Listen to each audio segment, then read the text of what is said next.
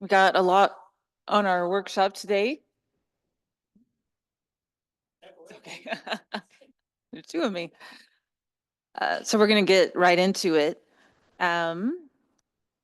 Hopefully we can stick to the hour, but I don't want to cut anybody off if we've got Q&A, a lot of information today. So we're going to start off with the Deschutes County Sheriff's Office update with Lieutenant Chad Davis and our new sheriff, Kent Vanderkamp.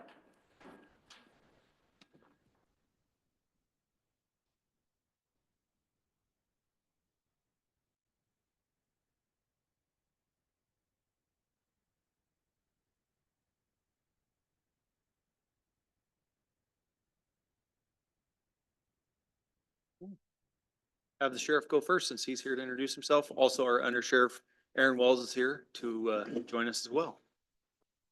Hi, so my name's Ken Vanderkamp. I know some faces in the room. I am your new sheriff. Started the first, so we're still kind of getting things figured out and furniture in the office and figuring out which way is up. But it's been a blessing to earn this responsibility, and we continue to grow and develop relationships not only here but throughout the county. Sisters is near and dear to my heart. I started my Central Oregon life here. You all welcomed me here 25 years ago. Back when Ray's was still an RV park. And that goes back a little ways. We've got a lot of family that still live here in the area. So Sisters is near and dear to me. And then I spent about 7 years of my career as a patrol deputy here in Sisters back in the probably 2013, 2014. So got a lot of familiarity with it. Like I said, it's a special place for my family and I. So thank you for having me tonight. Yes, thank you for coming. We were excited to have you. So Thank you. Under Sheriff Walls. Yeah, since you're please. paid to trek out, maybe he should. yes, absolutely. Good evening. Thank you for having me. I'm the new undersheriff. I started on the 2nd, so a day after Sheriff Vanderkamp. I come from Redmond PD, so close proximity to Sisters. I spent 18 years there, just about doing various different jobs. And I wish I could say Sisters was near and dear to me for working here, but I guess it's more because Sisters Bakery is one of my favorite bakeries. So I feel like that might not be the best thing to say. I'm in uniform, but the honesty is the policy. So, but no, this is a great community. I have friends who live here, friends who work here, and I've been up a couple of times now and been able to go around the city and see some of the concerns the city has and how we can better serve you as a sheriff's department. And I'm excited to be here and excited to be a part of serving your community. Thank you. Thank you. Thank you. Thank you.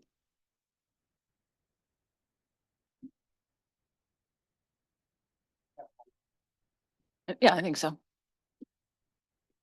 Do you want to do questions now, or do you want to give us an update first, or? Questions, that'd be great. Okay. I'll go first. Welcome to the community. We really appreciate you being here. And we've had a long history of coordinating with you guys. Even when it was just one West deputy, it was still great.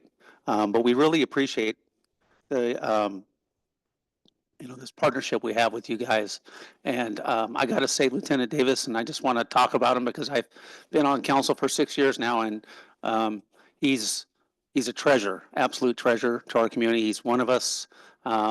He works here, and frankly, I don't think he gets paid enough. So if you could find a way to give him a raise, I think that I could definitely vouch for him myself. There's some other questions that we coordinate with you guys a lot. With a lot of different things. We have some great stuff in the community. But now that there's a change in leadership, I was kind of wondering, we used to work pretty closely with Sheriff Nelson. And one of the things that we're always concerned about in Sisters is pedestrian safety and vehicular speeds and rolling stop signs and things like that. When we do our public safety surveys, they're always on the top of the list, which is just safety in general. We don't have much administrative control, obviously, of the deputies that work for us and Lieutenant Davis, but I was wondering if there was going to be any kind of shift on how much enforcement we do or how little enforcement we do.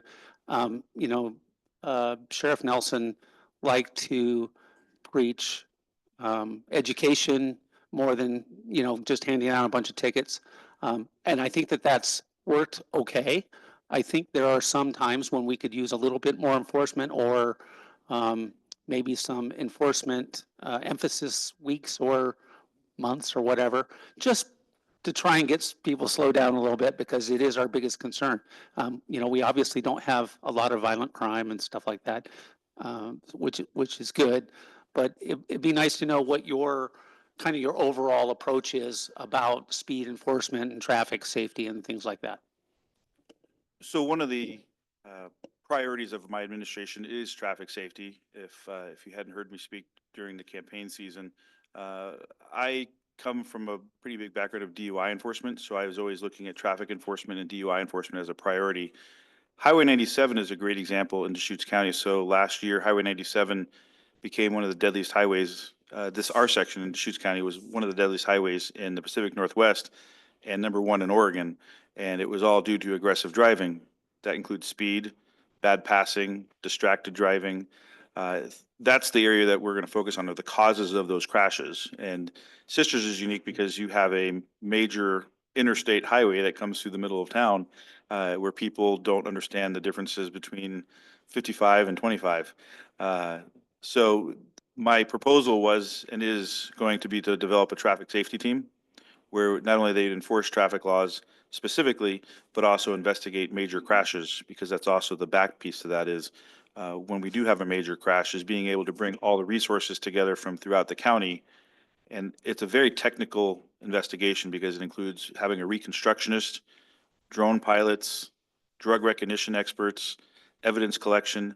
And when you put all that onto one agency or a small agency, and I use it as an example, let's say Redmond Police has a bad crash and they may only have so many resources available to them. But if we come and share those resources, and officers from Redmond and officers from Deschutes County and Bend PD and Blackbeat Ranch, we all come together with a different tool and a different skill, we can properly investigate those so that they're prosecuted effectively. And with that comes the ability to then enforce traffic laws. So once we stabilize kind of the transition phase that we're in now, which is moving people around, and we're in the middle of promoting probably the most amount of people we've ever promoted at one time, between sergeants and lieutenants and deputies. Once we stabilize that, we will form a traffic team, and they will travel around the county, including Sisters and the county areas, the city areas, and we will do traffic enforcement. That's a promise that I've made, and I will hold true to that. Right now, I think accident investigation typically is done by the state police when there's a fatality. And that often means a long time before we get somebody over so we can get the roads open back up, I'm guessing. So do you think that this sort of an activity might get that corridor? I mean, 20 is, when 20 closes, 20 closes. So Oh, yeah. and that's the way it is. And I don't need to talk to Lieutenant Davis about that. He sees the worst of it. Is there some sense that that would be helpful in being able to open the road up a little bit faster? Or is it going to still pretty much be a state police thing if there's a fatality involved? So that's a good example. I use that often because the state police, for example, at 2 a.m, there's one trooper for the whole county usually available. And so we're often supplementing the count or the state troopers. So they're not usually doing it themselves. In fact, a lot of the times the resources that they use are the local law enforcement. It's not all state police. A good solid investigation involving a traffic crash, especially a complex crash, especially if there's a fatality, could take 6 to 8 hours sometimes. Yeah. In certain weather conditions, it could take longer, especially if you're dealing with snow and ice or wind, and then you've got a major interstate. So we feel the pressure as much as you're describing, but for us, it's a complex investigation, and at minimum is going to take several, sometimes many hours before we can finish that. I don't know of a faster way to speed that up sometime, but I do think when you have more resources and more hands lifting, it'll be easier. But state police often leads those investigations on the highway, but often they will reach out to us for help. But they're Good to know. I just Yeah. kind of curious more than anything else. No, it's- We see it because when the road's closed, we see it with the backup of traffic here in town, people trying to find someplace to be, as well as folks coming the opposite direction. And then once it's opening back up, we see it with the long lines of traffic snaking in both directions through town, which oftentimes leads to some of the problems we're just talking about. absolutely. Any other questions? So what I'm hearing is that, and I think because of your experience with like the code team and interagency teams, is that you're just going to keep taking that interagency uh, methodology forward and you're working a lot with partners and I find that collaboration sometimes works best in certain situations. I also find that it can offer cost savings. For example, we have some pieces of equipment, a digital scanner that takes basically a 3D image of a crime scene or of a car crash, that we can come do a complete scene assessment and photograph all angles, whereas other agencies don't have that, but perhaps they have a drone. And so I find it that sometimes by sharing our tools, it saves the community tax dollars as well as time. But I think sometimes collaboration will bring a lot more skill and talent to a scene versus holding it all to yourself and maybe not doing the best that we could possibly do. So, yes, I am a big believer in that. great. And just one last comment. I want to echo what's been said already. I recall what we had for sheriff's representation prior to the current contract and prior to some of the things that were going on before then as a resident. And I couldn't be happier with what we have, Lieutenant Davis and his team. They feel like part of the community and they treat the community like they're part of the community, and they are indeed. But I think that I've worked in other jurisdictions, I've been on other directed boards, and that isn't always the case. And so I really want to give him kudos with you here to know that we understand what a real prize he is for us to have. We are very proud of him as well. And I'll just say, under the, the breadth of the sheriff's department, something that is really important to us and moving forward into this year is obviously emergency preparedness, especially wildfire preparedness. So I think, Nathan Garrity and you will be hearing a lot from us, about, moving forward on how to better protect our community specifically from wildfire, but, obviously, from our hazard assessments, it's wildfire and winter storm, I think were the top two, issues that could really, bring us to our knees. So, we are, just to clarify that we're very interested in being good partners on that and being as prepared as we can for our community. So especially we're small, so if something big hits us, it hits us really hard. And so, we want to make sure that we're prepared and can kind of minimize that as much as possible. So. Thank you. Piggybacking on that, I did reach out to Sergeant Garrity about doing a drill sometime this spring. And so we'll be definitely working on that. I think Jordan and I talked about that or on an email thread. So that is in the works as we're coming forward. I've got just a couple updates real quick.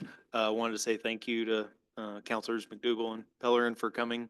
We had a sit-down meeting last week with the whole team, so lots of good Q&A and interaction. So I appreciate you guys making the time to meet with the team and Oh, no. asking good It questions. was wonderful. So, Yeah. yeah, we appreciate you all being there. And opening that up to, we talked about ride-alongs, things like that. So that's something that's open to all of you if you want to come out and ride with the team and kind of see what the deputies are doing on a day-to-day basis. So that invitation's open to anybody. So we talked about kind of our houseless outreach and things like that, extra patrols that we've been doing this last week. Still have an active case, but just kind of demonstrate in general terms that the relationships that we've built with some of our houseless folks has paid off. And a lot of times that's just making a relationship with people and then them providing information to our deputies that are helping solve crimes. So that one's still in progress. Can't talk about it too much, but people that we built relationships are sharing information for us that is helpful in cases. Reached out to Lou Blanchard with the Cold Weather Shelter. They were open last weekend for the first time. Deputy Myers went and did a walkthrough on Friday night. Cold Weather Shelter wants us to do walkthroughs as we have time. They're encouraging our deputies to come and pay a visit and just make sure everything's going okay. There were no calls over the weekend, and they're planning on being open again this weekend as well. It sounds like they maybe did 6 meals and then maybe had 3 overnight folks that stayed overnight were 3 of them over the weekend. And so But we're just keeping that line of communication open with Cold Weather Shelter, and they're opening their doors to us as well. So, and then just one other thing, earlier in the month on the 9th, I attended the Living Well with Dementia Sisters scam presentation. Bill Kelly reached out to me, and so we did a presentation on for seniors as well as some of their care providers on how not to be a victim of a scam and what to do if you are a victim and how to report it and that type of thing. So it was pretty well attended as well. So that's all I have. One last question related to our unhoused population. I'm encouraged to hear that it's paying off, because I suspect that when the work starts happening in the China Hat area with displacing that significant population of individuals, we may have a few make their way in this direction. So I suspect that you'll be aware of it, and I hope anyway, and hopefully those sort of contacts pay off if they get someone in that they're concerned about themselves. Yeah, our deputies are going out weekly with Jeremy Fields and working. They've been kind of assigned projects, certain camps that we're trying to enforce offensive littering statutes and things like that. So each of the deputies have their own assigned camp to work on. And what our plan is that we'll work on these problem camps that have been identified by the Forest Service, collaborate, and then as we get camps cleaned up, then we'll move on to the next worst issue to deal with. So it's been good, just that collaboration. Jeremy's, he's great to work with, and he really, as we all know, has the pulse of that whole community out there. And so we'll definitely be monitoring that as it comes forward. You know, especially I think they're referring to it as the Cabin Butte closure. So, yeah. Great. And that's all I have. Okay, yeah, and just to remind the community that, we do have a contract with Deschutes County to provide our law enforcement services within the City of Sisters, and that contract renews every few years. And, we'll be going through their contract renewal this spring. But, so far, so good. It's been a massive, obviously, financial savings to us to have, your department provide services for us. For City of Sisters to stand up a police department would be millions of dollars that, we don't have. And we can, leverage the resources we already have and partner. It's been a really great relationship so far, and so hopefully that can continue. All Thank right, you. well, thank you for coming. Appreciate it. Next up is our regional economist, Nicole Ramos.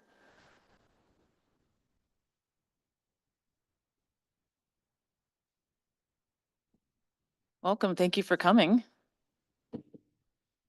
I got to see a presentation she did last week by chance, which was really fascinating. So can't wait to see what we're going to learn tonight. Thank you for having me. Just going to share my screen here.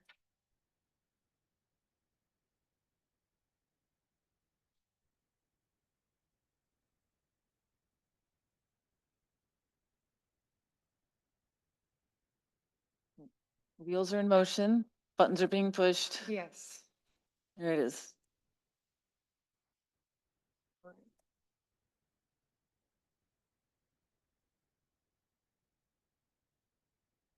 Oh, got her name.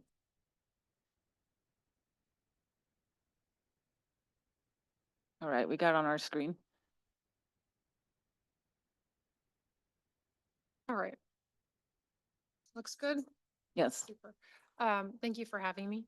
I'm just going to do a quick overview of what's happening regionally with the workforce, and when I can, I'm going to try to take that down to the sisters city limits when possible, right? So yes. Oh, sorry. To start us off.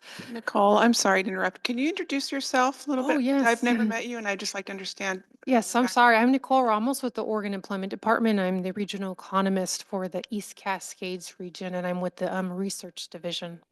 Thank you. Thank you. Welcome. Thank you. So, sorry about that.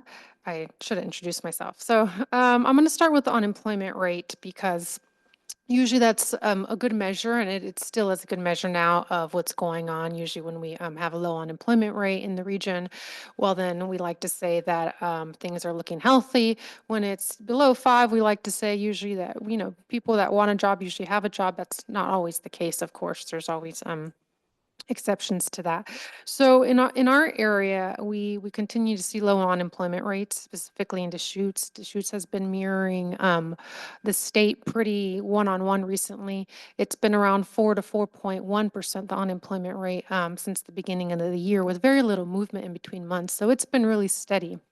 Now, if we, excuse me, if we then look at the components of the unemployment rate and the number of employed and the number of unemployed, what we see is that both have actually been decreasing. So our unemployment rate is low, that is true.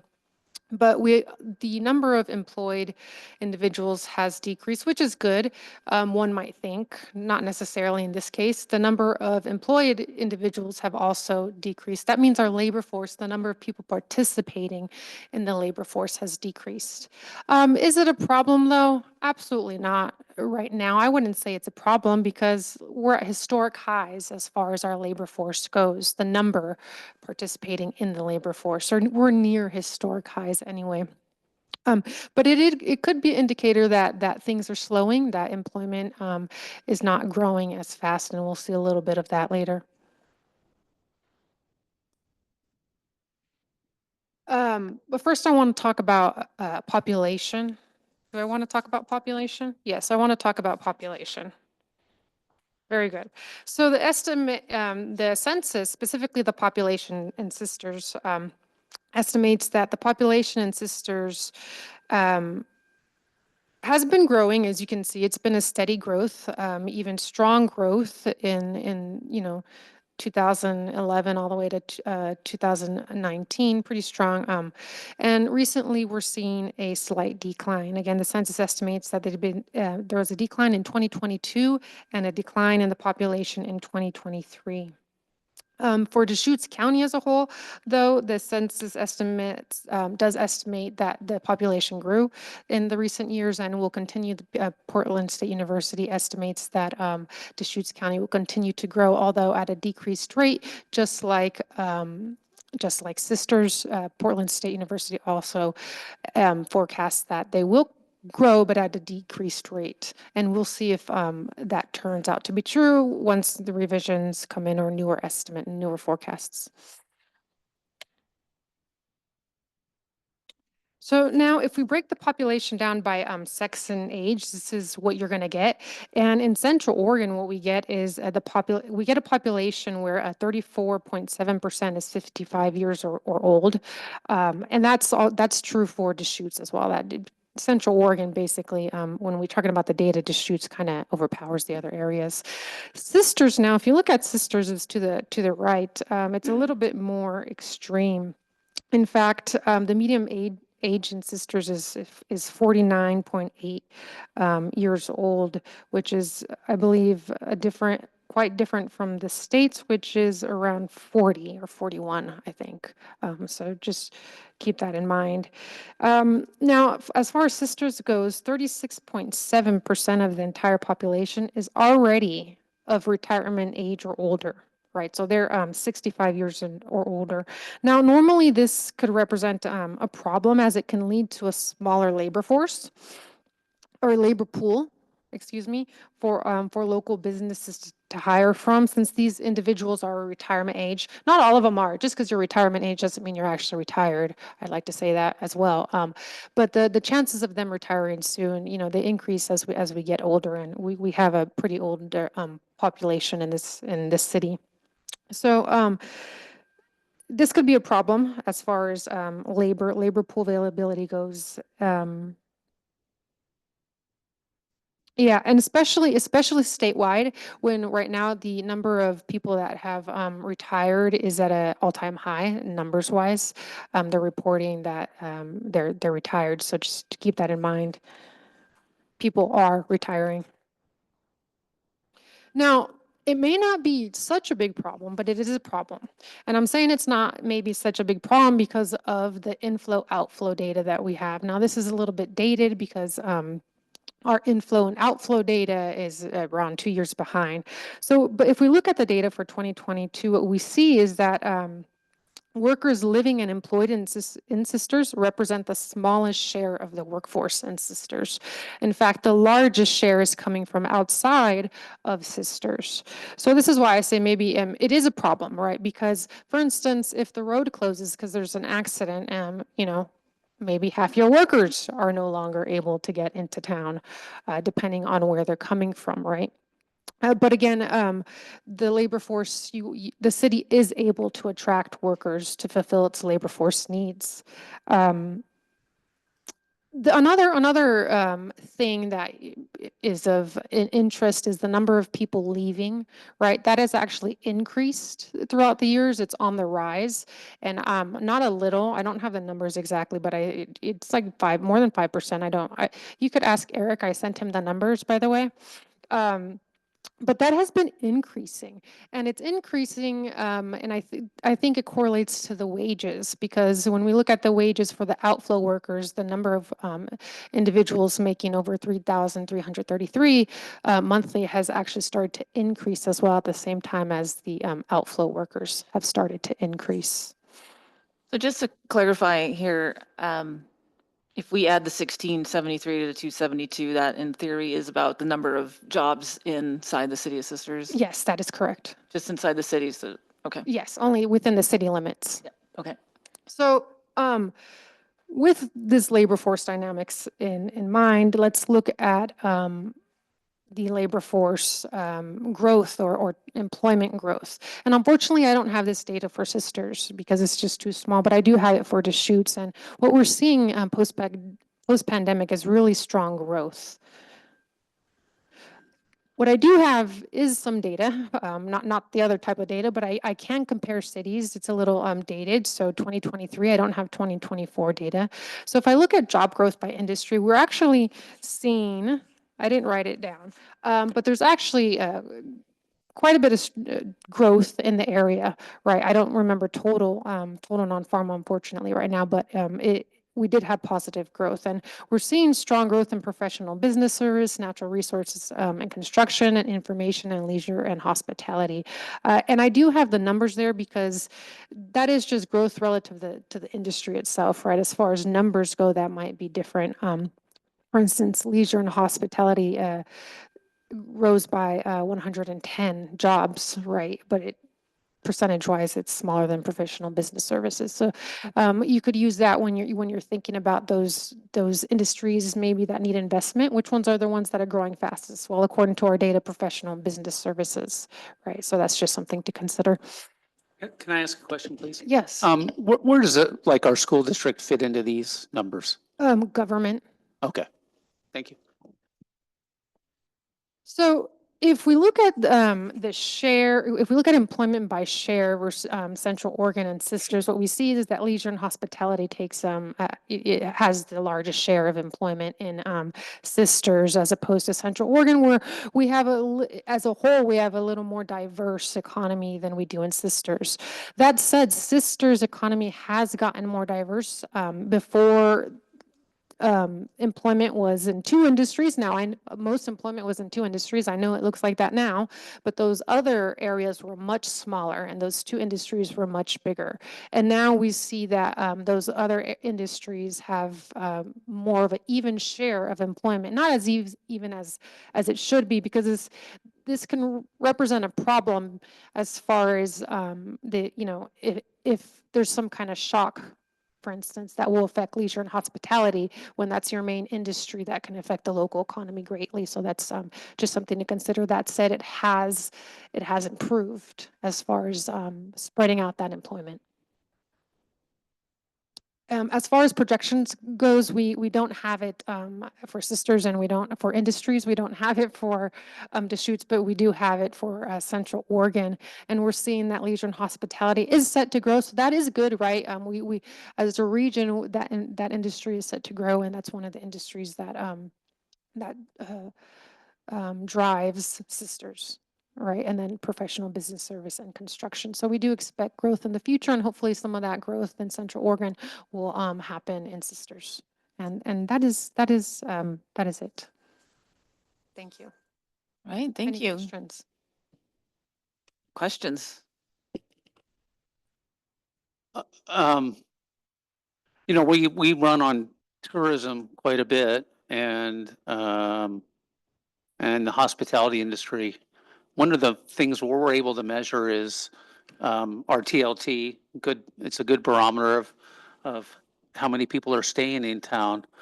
Um, but because prices have gone up so much, it may be a false number in the sense that because things are more expensive, we're getting more TLT, but maybe there's not as many people staying. Do we have that information? I mean, is that anything that you're able to provide? Is there numbers you can go into that kind of proofs those um, items? What does the acronym stand for? Yeah, Oh, no, yes, we do. We have data on that. It's not our data. Yeah. It's not our data, but we have access to it, and could do some. right. And I I don't remember, have it, so I'm not, okay, up to date. yeah. I think we'd like to get, I mean, I know we have our own numbers on that, which is good. Like I said, it's the easy barometer for that. One of the things we have a hard time measuring is how much is spent on tourism within our businesses because there's no real way to track it because we don't have simple tax receipts, so to speak. And it'd be really nice to know if are there numbers in the tourism industry itself that we can do some historical data on over like the last 10 years? I know um, David Rumberg, when he was coming to visit us, I think he was before you in the same position. Um, he was able to make some assumptions by some numbers, but I have no idea how he got them or how he brought them forward. So I was wondering if you'd be able to help us out with that, with a follow-up data check or something like that. Absolutely, I can do that, and I could go and see, I have his files, so, I can go see what he did and. Yeah, okay. or- Yeah, that'd be, I mean, that's kind of, I remember pre-COVID, our tourism industry was over 50%. And then the last time we saw him, the tourism industry was down to like 48%, if I remember it right. And it'd be kind of nice to know, if we're becoming more diverse, that's great, but what's the percentage, right? Mhm. I know that obviously leisure and hospitality is part of that number, but it's not the whole number. So I'd like to get some more information if I could, and I'd be more than willing to send you an email just to be a little more specific if you need it. Yeah, that would be great. All right, thank you. Nicole, I had a question. Yes. I really liked your picture of the number of people coming in to work and leaving. That's really clear and good visual. I'm wondering if if that data comes with details where we could find out what kind of industries people are leaving for and coming in for, or if it's just general movement. No, it has like goods sector. It has three like super major classifications, but nothing really useful. Nothing on the detail Yes, level. on the detail. Okay. Yes, yes, correct. Just thought It's I'd. like, and one of them is like all other. Thank you.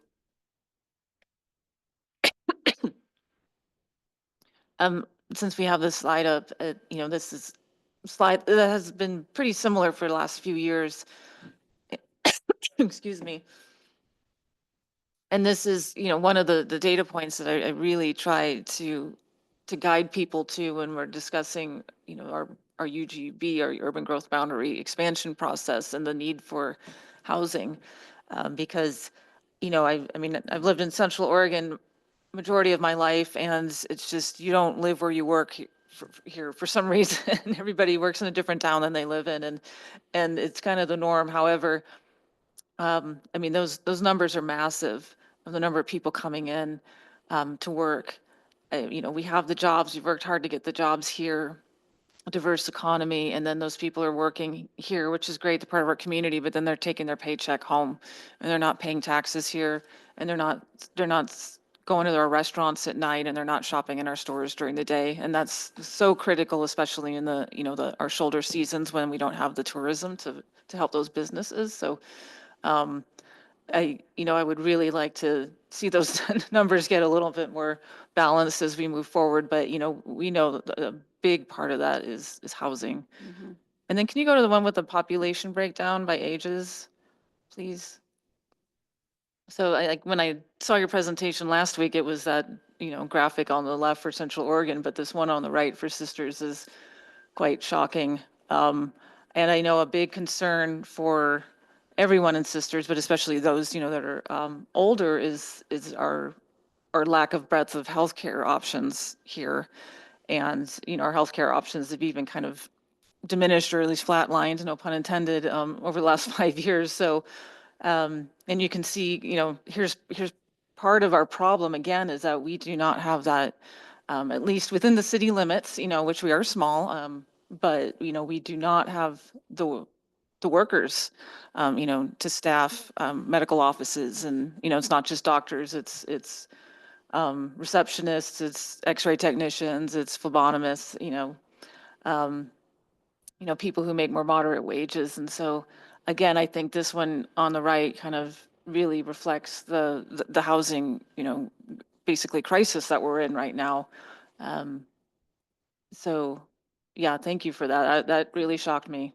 It's very startling. And I don't know why there's so many young girls here, but no boys. That's interesting. It's the And- water. Yeah. Any other comments or questions? I have a comment, Okay. actually. So just looking at this and housing is obviously, I think, an issue, and that's an issue regionally as well. But the outflow here is also telling me that there's another issue, and it's probably a wage issue. And that has to do with being able to afford the housing as well. So it's just something that maybe needs to also be kept in mind, that there's something else. Otherwise, those individuals would be staying and possibly working, or actually might be that the industries are not right for them. Perhaps they want a specialized industry, or in a specific industry, excuse me, but it's not right for them, so they're going somewhere else. Yeah, thank you. Nicole, can you share this with us? Or maybe I haven't seen it. Can you send this presentation to us? Yes, I believe I sent it. Oh, okay. but I'm sure Rebecca, we did I we'll send get it? a Yeah, copy then. okay. Thank you. Yes.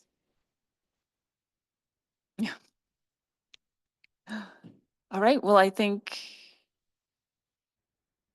we're good. Anybody? Yeah, Did you have a question? I was Oh. wondering about, is most of this data, well, where does the majority of the data come from? What is your source? So to get for the industry data at the sisters levels, that is our data. That is Oregon Employment Department data. But the rest is census data. And then at Deschutes and that data, that's all our data. But to get to sisters, besides the geocoded industry data, it's census data and PSU, Portland State University. Thank you. All the slides have sources on the top if needed. Okay, thank you. It's really small print. Yes, yes. All right. Well, thank you very Thank much. you for having me. That was really fascinating. Thank you. Appreciate it. And then next up, we have Emmy Shoup from the City Community Development Department. And we're going to be discussing, seeing a presentation on Affordable Housing System Development Charge Deferral Program.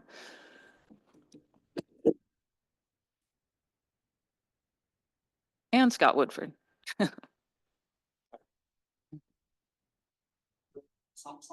Yeah, Singing back up. yes.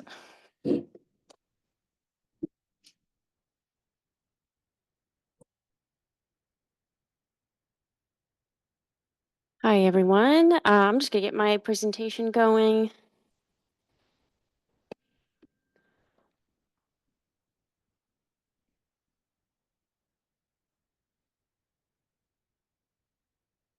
Okay, it's working.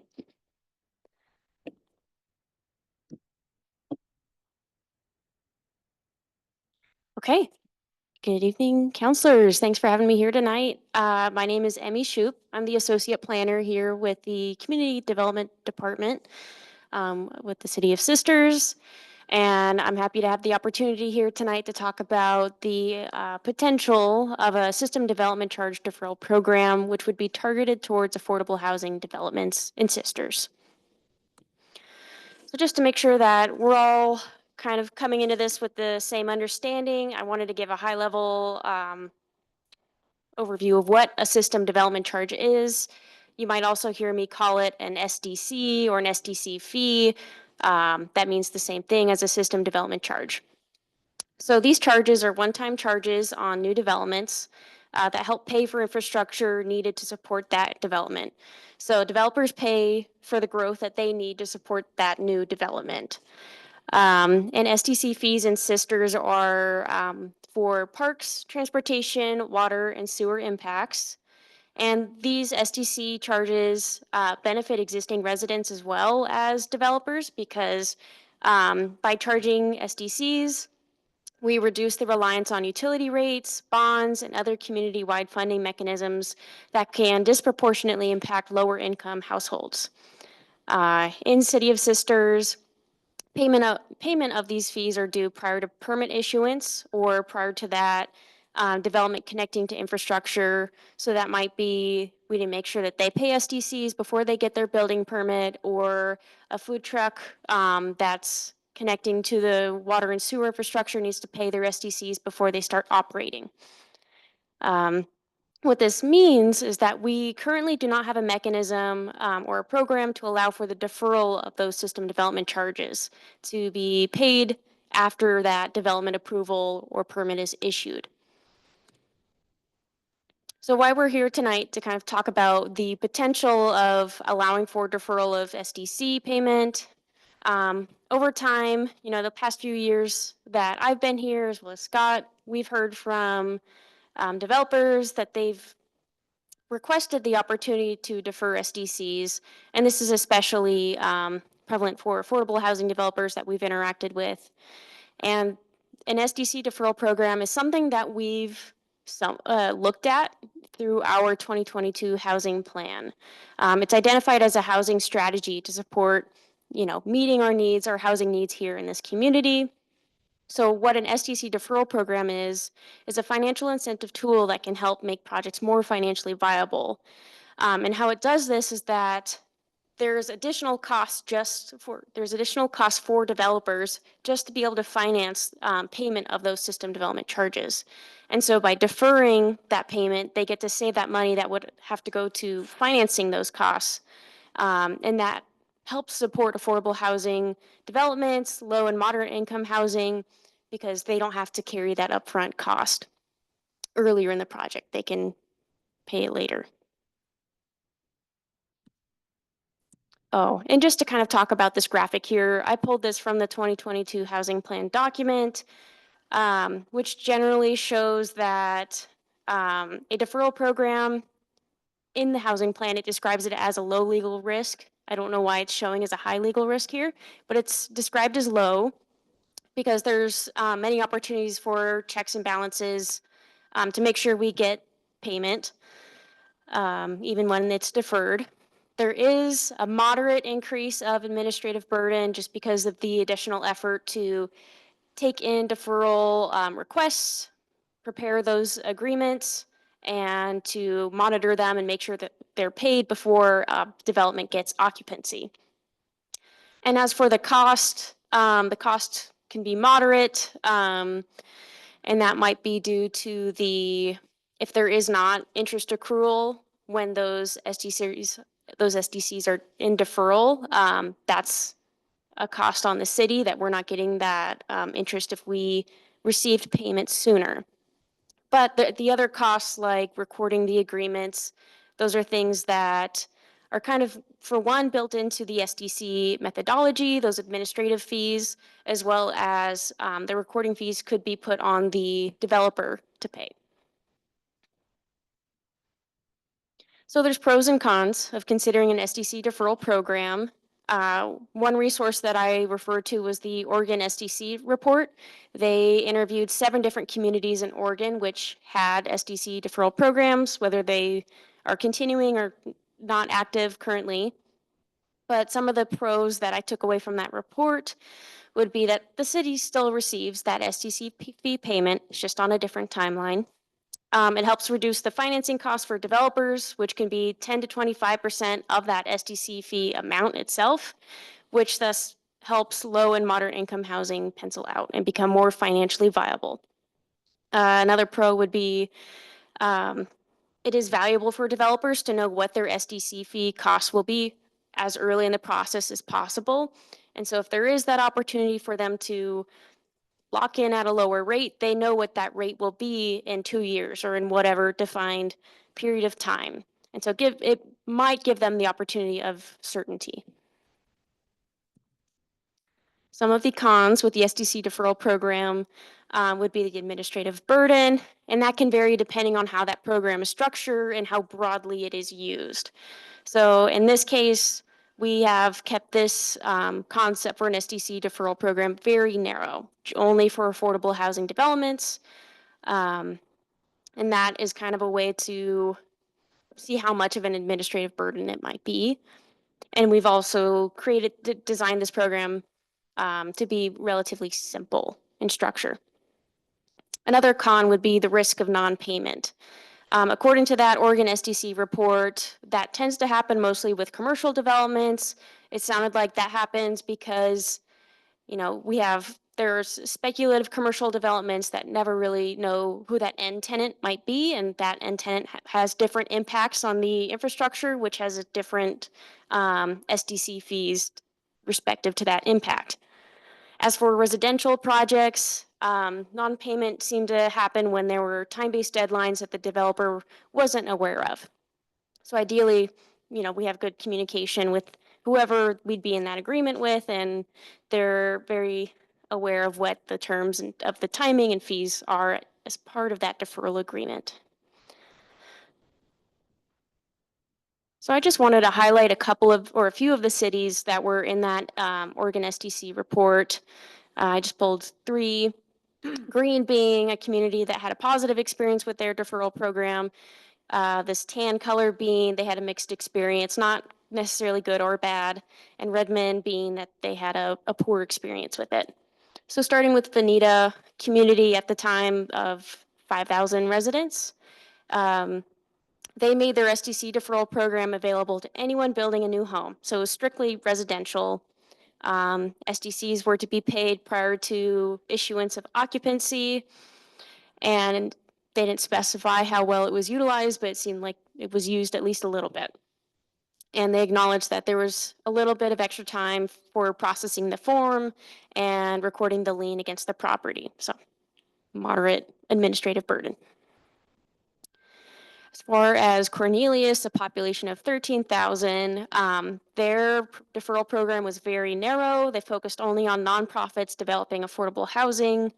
SDCs were to be paid prior to occupancy.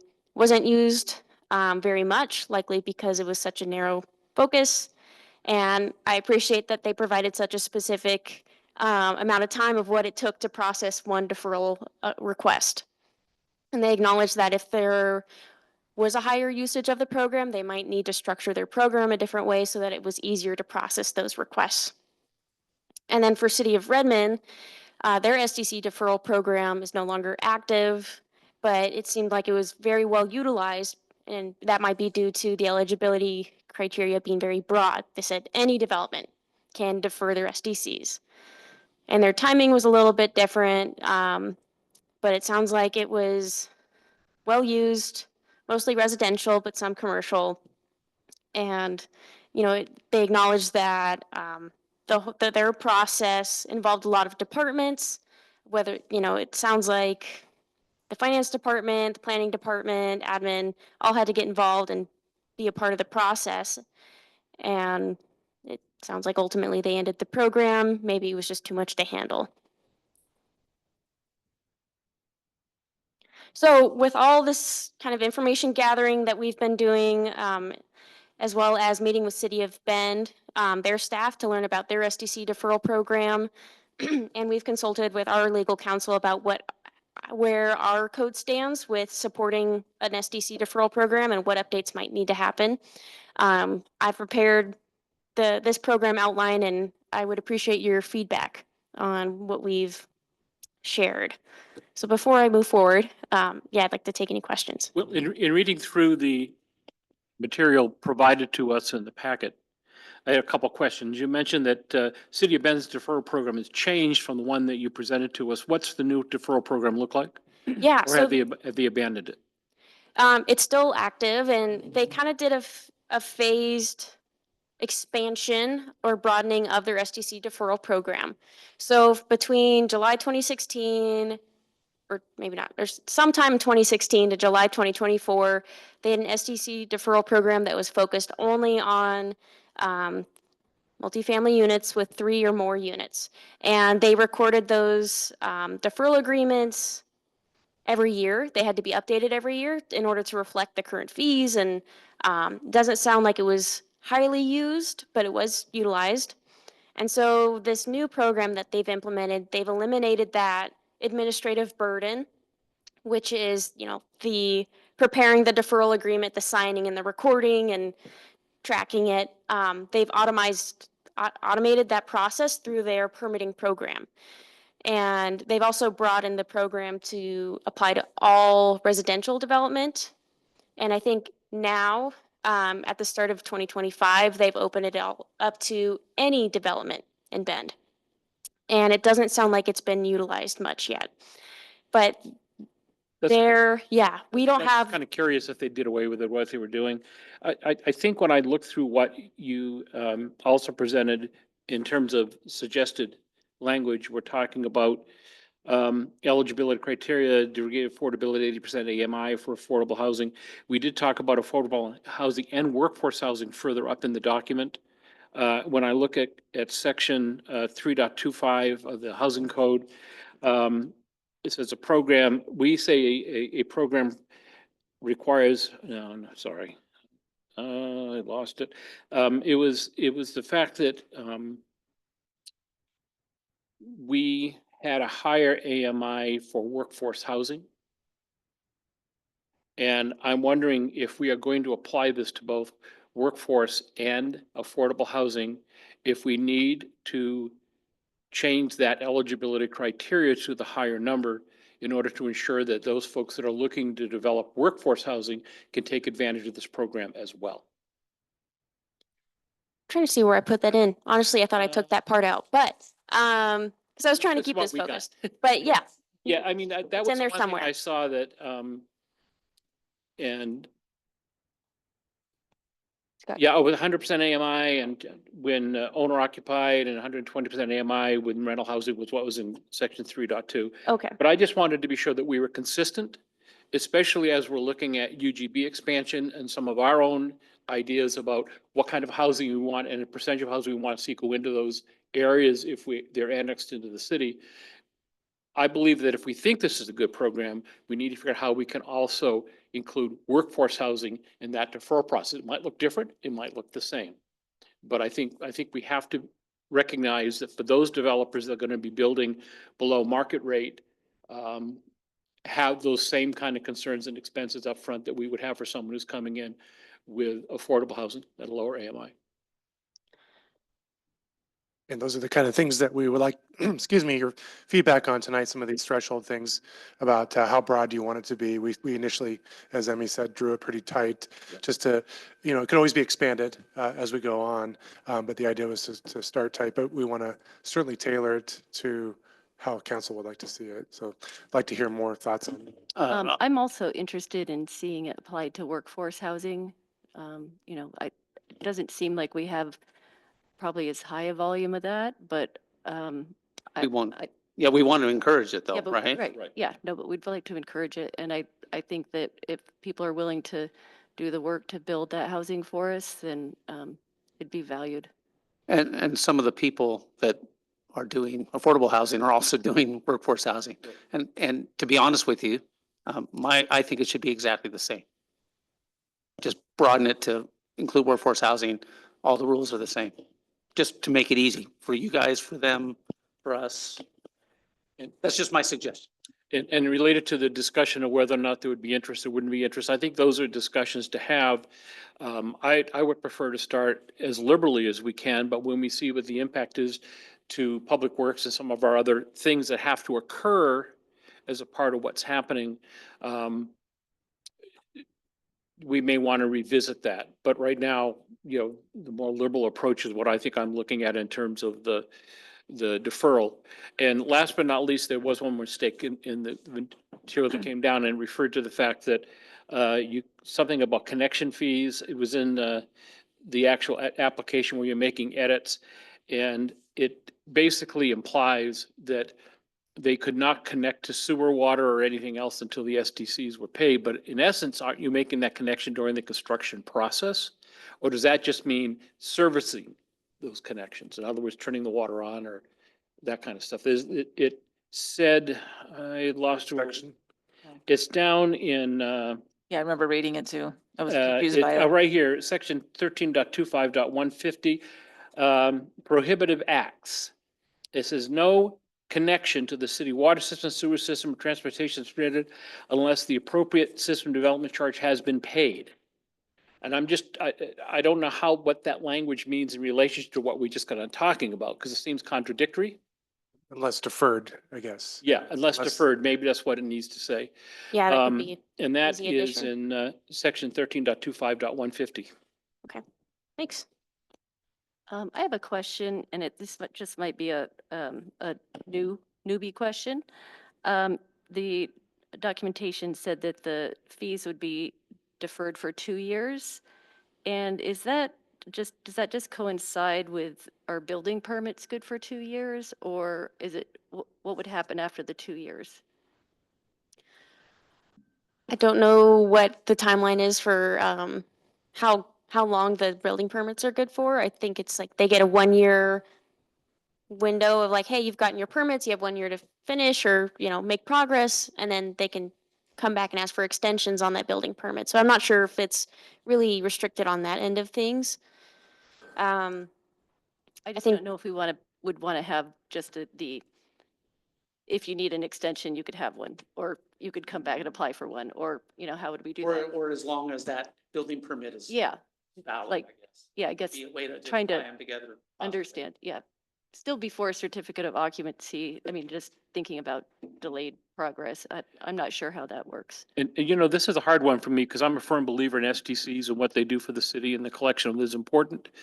But I also think housing and the ability to have affordable housing is more important, and so it trumps it in this one case. So I apologize to those of you that collect STCs, including the parks, that I'm willing to kick the can down the road a little on this. I think that I'm uncomfortable with it going on in add whatever while a permit gets extended. I think it needs to be tied to a permit that is actively being utilized. So I can pull a building permit and then sit on it for 2 years and not do anything, and then pull it again, and then pull it again, and then start construction. In the meantime, I save significantly more off the SDCs if we keep deferring it out. So you have to think about that. Yep, I see what you're saying, because And I'm getting oh, a strange yeah. look from Jordan, but that's kind of where my brain is. No, because then you've deferred it 6 years, and you're back at the 6 year ago charges. Yeah. At that. held rate, Possibly, if that was the Possibly. choice that we That's made, right. yeah. I don't think it's going to happen much. And I realize with some projects take a long time to come to fruition if it's a multifamily complex building or something like that. But I think for single family construction, 2 years is probably, or even a duplex construction, 2 years is probably reasonable from ground break. Permit pulling, most people pull permits when they're ready to work. And that permit pulling 2 years to have an enclosure and be ready for filing a permit probably is in the builder's best interest too, just in terms of their own financing costs. But I just want to be sure we're clear that we can't push this can down the road a long, long time. It has to be some kind of a sunset clause. And I just want to mention that it is 6:30 now. Do we want to keep talking for another 5 or 10 minutes? I know I have a few more questions, so, okay, And I'll be quiet. You can get yours. okay. So we've all heard our need for affordable housing in our community. We definitely have a deficit.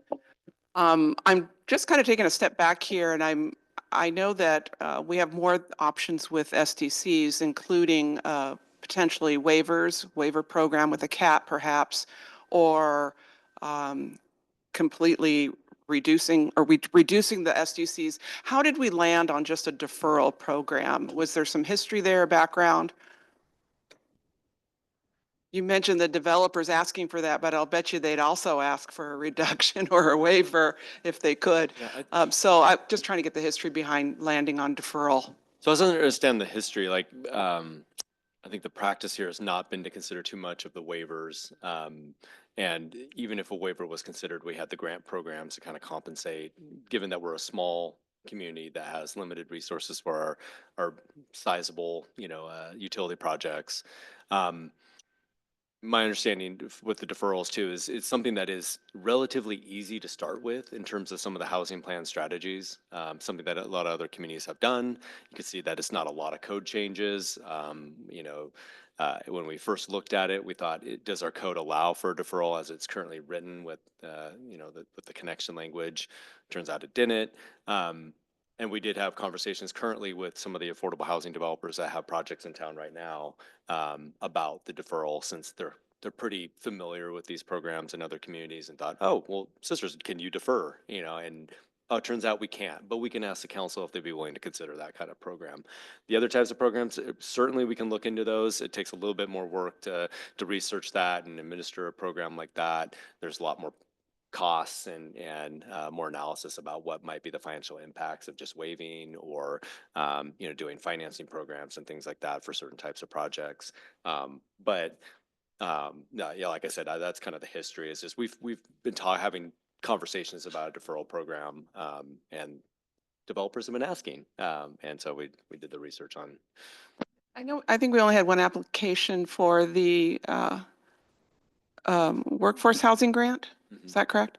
So, but if there had been multiple applications, that grant could have been spread across more than one applicant. Is that correct? Yeah. That's how it would have worked. Okay. Yep. Okay.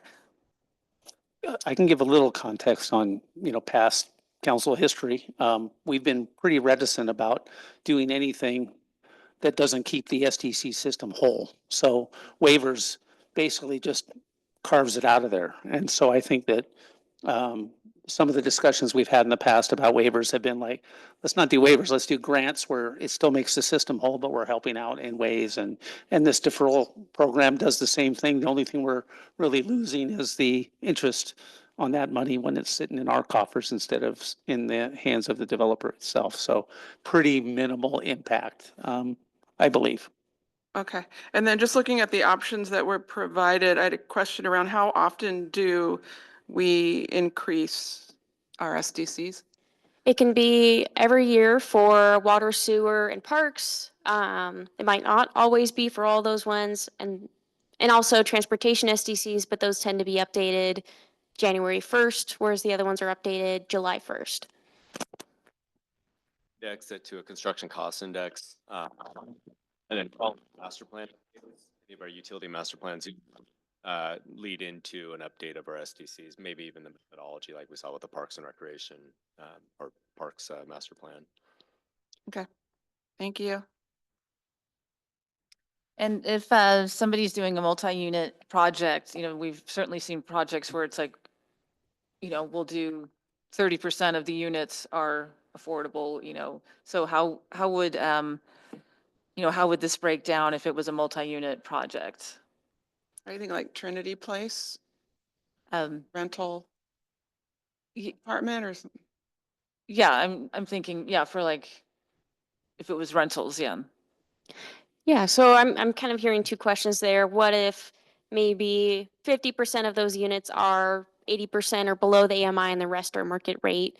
I think that'd be part of I don't think it's necessarily eligibility criteria. It can be, but it's information we want to know so that when we do calculate the SDCs, we're only giving them that proportionate deferral. So do we only allow deferral of those units that are meeting that AMI requirement, and all the other market rate units need to pay SDCs at the time that they're due, which is prior to building permit issuance. So there's kind of a nuance there.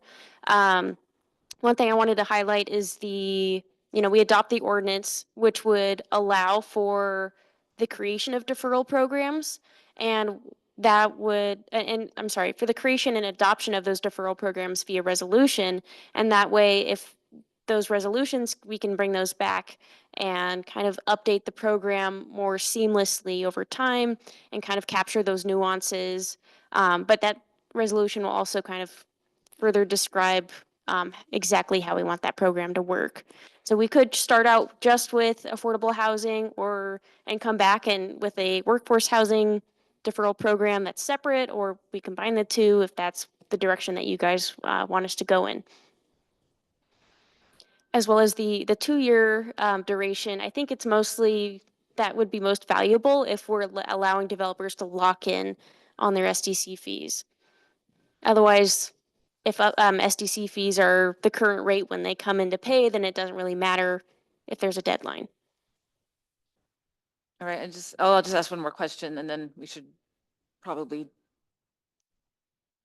figure out where we want to stop this conversation and move on. But just for frame of reference, if somebody is building, a certain project, and just use something maybe in your memory, how much are the SDCs? How much, what are we looking at cost wise? Just so I have kind of frame of reference. I know that depends wildly on the project, whether it's single family or it's like a multifamily unit, I but think single family right now, SDCs are a little over 13,000. And for like a large apartment development, it could be 300 grand.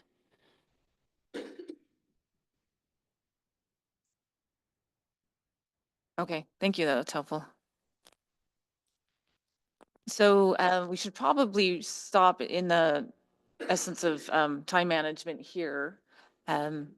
What is everyone's thinking? Do we want to kind of keep the conversation going? I mean, I know there's a lot of nuanced pieces to it, but my understanding, this is kind of a two-phase thing. Is one is that two questions. One is, do we want to do something like this, and therefore, we would have to, change the code to allow for it, and then second, we could kind of get more into the details of a program, or would you prefer all of that to be kind of done at once? So our approach in this case is, if this is something that you want to proceed with, we would come back with an ordinance and a resolution at the same time. Okay. Just for the spirit of timeliness for these affordable housing developments that are currently pursuing building permits. And so given that there's still some things to be ironed out here, I could kind of prepare 2 resolutions where it's like, here's option A, here's option B, and you want 7 and that way, hopefully one or the other, you guys feel good about one of those tracks, and you can kind of wordsmith it on the fly. And we would bring that ordinance with the draft code language at the same time. But if that doesn't seem reasonable, I understand, just let us know. How do people feel about that? Sounds like a lot of work to me. Yeah. I think we should put the guardrails on it, whatever. I'm okay with doing the affordable housing and the workforce housing at the beginning and just go ahead and just kind of broaden it just that little bit.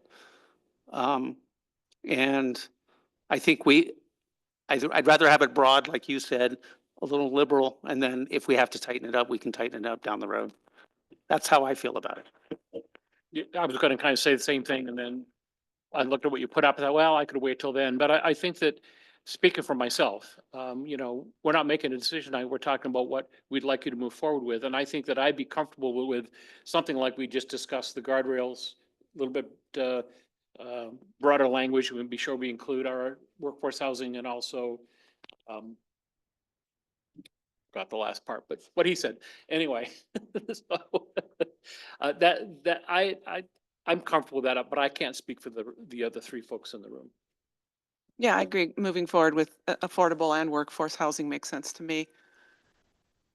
I'm open to that as well, and I personally am behind having it frozen at the current rate at the time of the SDC, but like to see, reports after some amount of time, just to get an estimate of what we think we might have lost or what the opportunity cost of that is. Um, You know,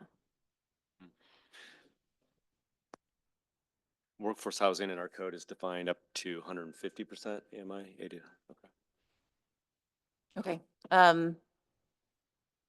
Yeah, I mean, I think I agree as well. We know that workforce is the hardest to finance, even harder than affordable. So I could definitely see it being helpful in the situation if well used. So yeah, do you have everything you feel like you need? I know there's still a lot of details, right? But you got I can enough. bring you something back and you can always kind of make some tweaks to it when we bring it back for approval. And if you have to continue it to another meeting for more information, you can do that as well. But it Okay. sounds like you guys are ready for us to bring something back kind of with the parameters that we've heard today. And I think we can do that. We'll bring back an ordinance and a resolution. And I think that'll help for the timeliness of some of these projects that are looking to get building permits here in April or so, some affordable housing projects. So that would be timely for them. put it to use. Okay. Okay. Everybody good? All right, let's end the workshop and you. we'll start the meeting at, what do we need? At a stop there, so thank you for being patient. Call to order. The January 22nd, 25 City Council meeting, and please join me for the Pledge of Allegiance if you're interested.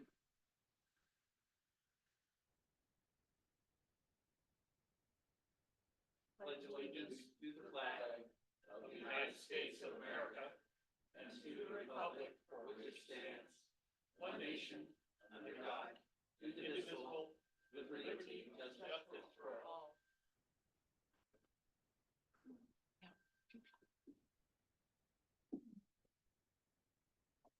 All right, roll call.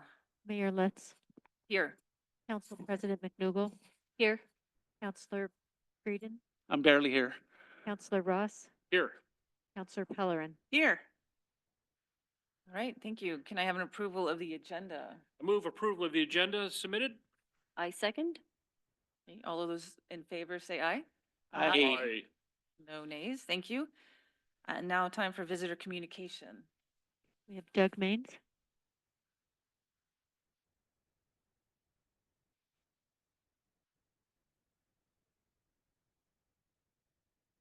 Good evening, folks.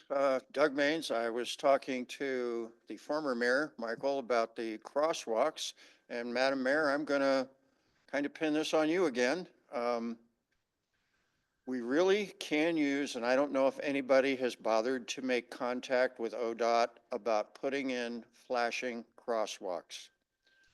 Again, I walk my dog all the time in town. People do not do 20 going out of town when you use the crosswalk to go into Creekside Park. I've had people come to screeching halts over there, both coming in and going out. Coming into town, that stupid blue sign sits right in front of the crosswalk. They can't see you but from the waist down until you literally step out into the street. And which intersection are you talking about? It's the Which street? pedestrian crosswalk right across from Creekside. It comes out of our neighborhood, goes up the sidewalk, and then you can cross. They've got a nice little island in the middle. So Locust and It's Jefferson. Jefferson. Okay. I've had to stand in the middle of that with cars going by me on both sides. People go by. If I look up at the sky, I can go through the crosswalk.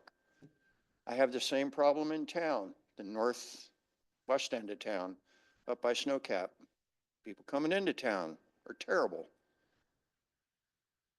Hopefully, we can get in touch with ODOT and maybe get some money somewhere and put in a couple of lighted crosswalks where you can push a button, lights flash. Maybe that would help. Certainly, and I guess I'll ping on Sheriff Davis for this. Little traffic enforcement, because people are coming out of the traffic circle and accelerating. They know the speed limit changes to 35. They do it way before the sign. And coming into town, nobody comes in at 20. When I come into town, I hit 20, I had cars stack up behind me. So we can really use some pedestrian safety. And like Michael said previously, we don't have any way to track near misses. You can only track the people who get run over. And that's a bad way to do business. So I'm gonna keep raising my hand, keep coming here and asking somebody to look into it. If you would like a point man to talk to ODOT, you give me the authority, I'll go beat on their door. I've had more near misses here in Sisters than I did in the 10 years I had dogs in Seattle. And it's kind of scary. Okay, thank you. Usually, visitor communication is not a time for, back and forth. However, usually we don't have like a back and forth during visitor communication. However, many times at the end of council, we can revisit things that people have brought up. So, we can probably chat about this a little bit later at the end of our meeting if you want to stay, or if you want to leave, that's fine, and it's all It'll be, recorded, yeah, unrecorded, so. I'll stay. But, okay, I just want to make sure that's clear, because sometimes people say their piece and then leave, and then, and then we get to discuss it Oh, without. I'm the not chair, leaving. so- You know, Okay, the old saying, give me what I want and I'll go away. okay, I'm going to mention it, so. okay, Yeah, great. I am too. We Thank you. set it on Thank our you. notes. Earl,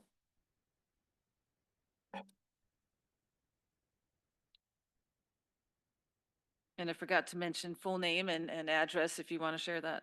My name is Earl Schroeder. I live out in Tollgate at 69455 Lasso.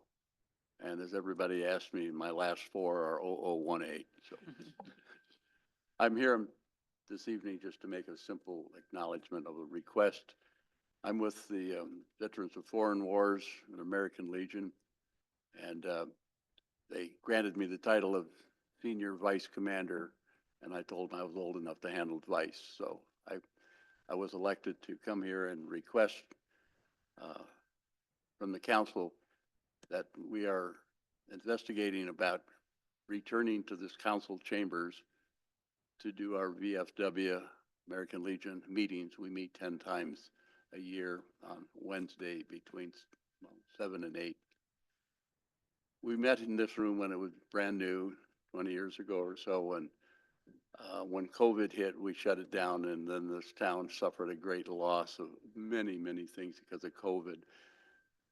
Now that we're coming out of that realm of inactivity, many groups I understand are looking forward for having meeting places. I've presented a letter to the city relative to how we normally handle our business. We run a very professional meeting and get the job done. We do a lot of projects within the city very quietly, and we just need a professional place to meet. We have met at Spoons, we've met at the community church, and most of these were really not effective in our mission. So I'm just requesting or bringing to light that we're looking for permission to meet in this room for an hour, 10 times throughout the year to discuss the business of the things that we do for the city of Sisters. Any questions of me? Not at the moment, but I don't think I think you may have gotten his letter and some of us didn't get it. Yeah, we just scanned it in. I'll forward that to council. Okay, thank you. Okay. Okay, yeah, and we'll take a look at My it only, later. only request. Thank Okay. you. Hope to hear from you. All right, thank you, sir. Good night. Hey, Earl, thank you for all you do with the flags and everything. It's amazing what you do. I just wanted to thank you because I have a quilt in my possession that was presented to me last year at the quilt show, and you were the person responsible. I just wanted to thank you. Yes, sir. Also might tell you, I'm proud of something else too. That flag behind you was presented to me as a gift by the United States Post Office, this zip code, who had no flag staff to hang that particular sleeve mountable on it. And I politely donated it to that flag staff in the city of Sisters. And off to the side, many of you know me as the flag man in town. All I do is flags day in and day out. I presented beautiful flags today at the new elementary school and every room in the elementary school has a flag. Thank you. It was my joy. Thank you.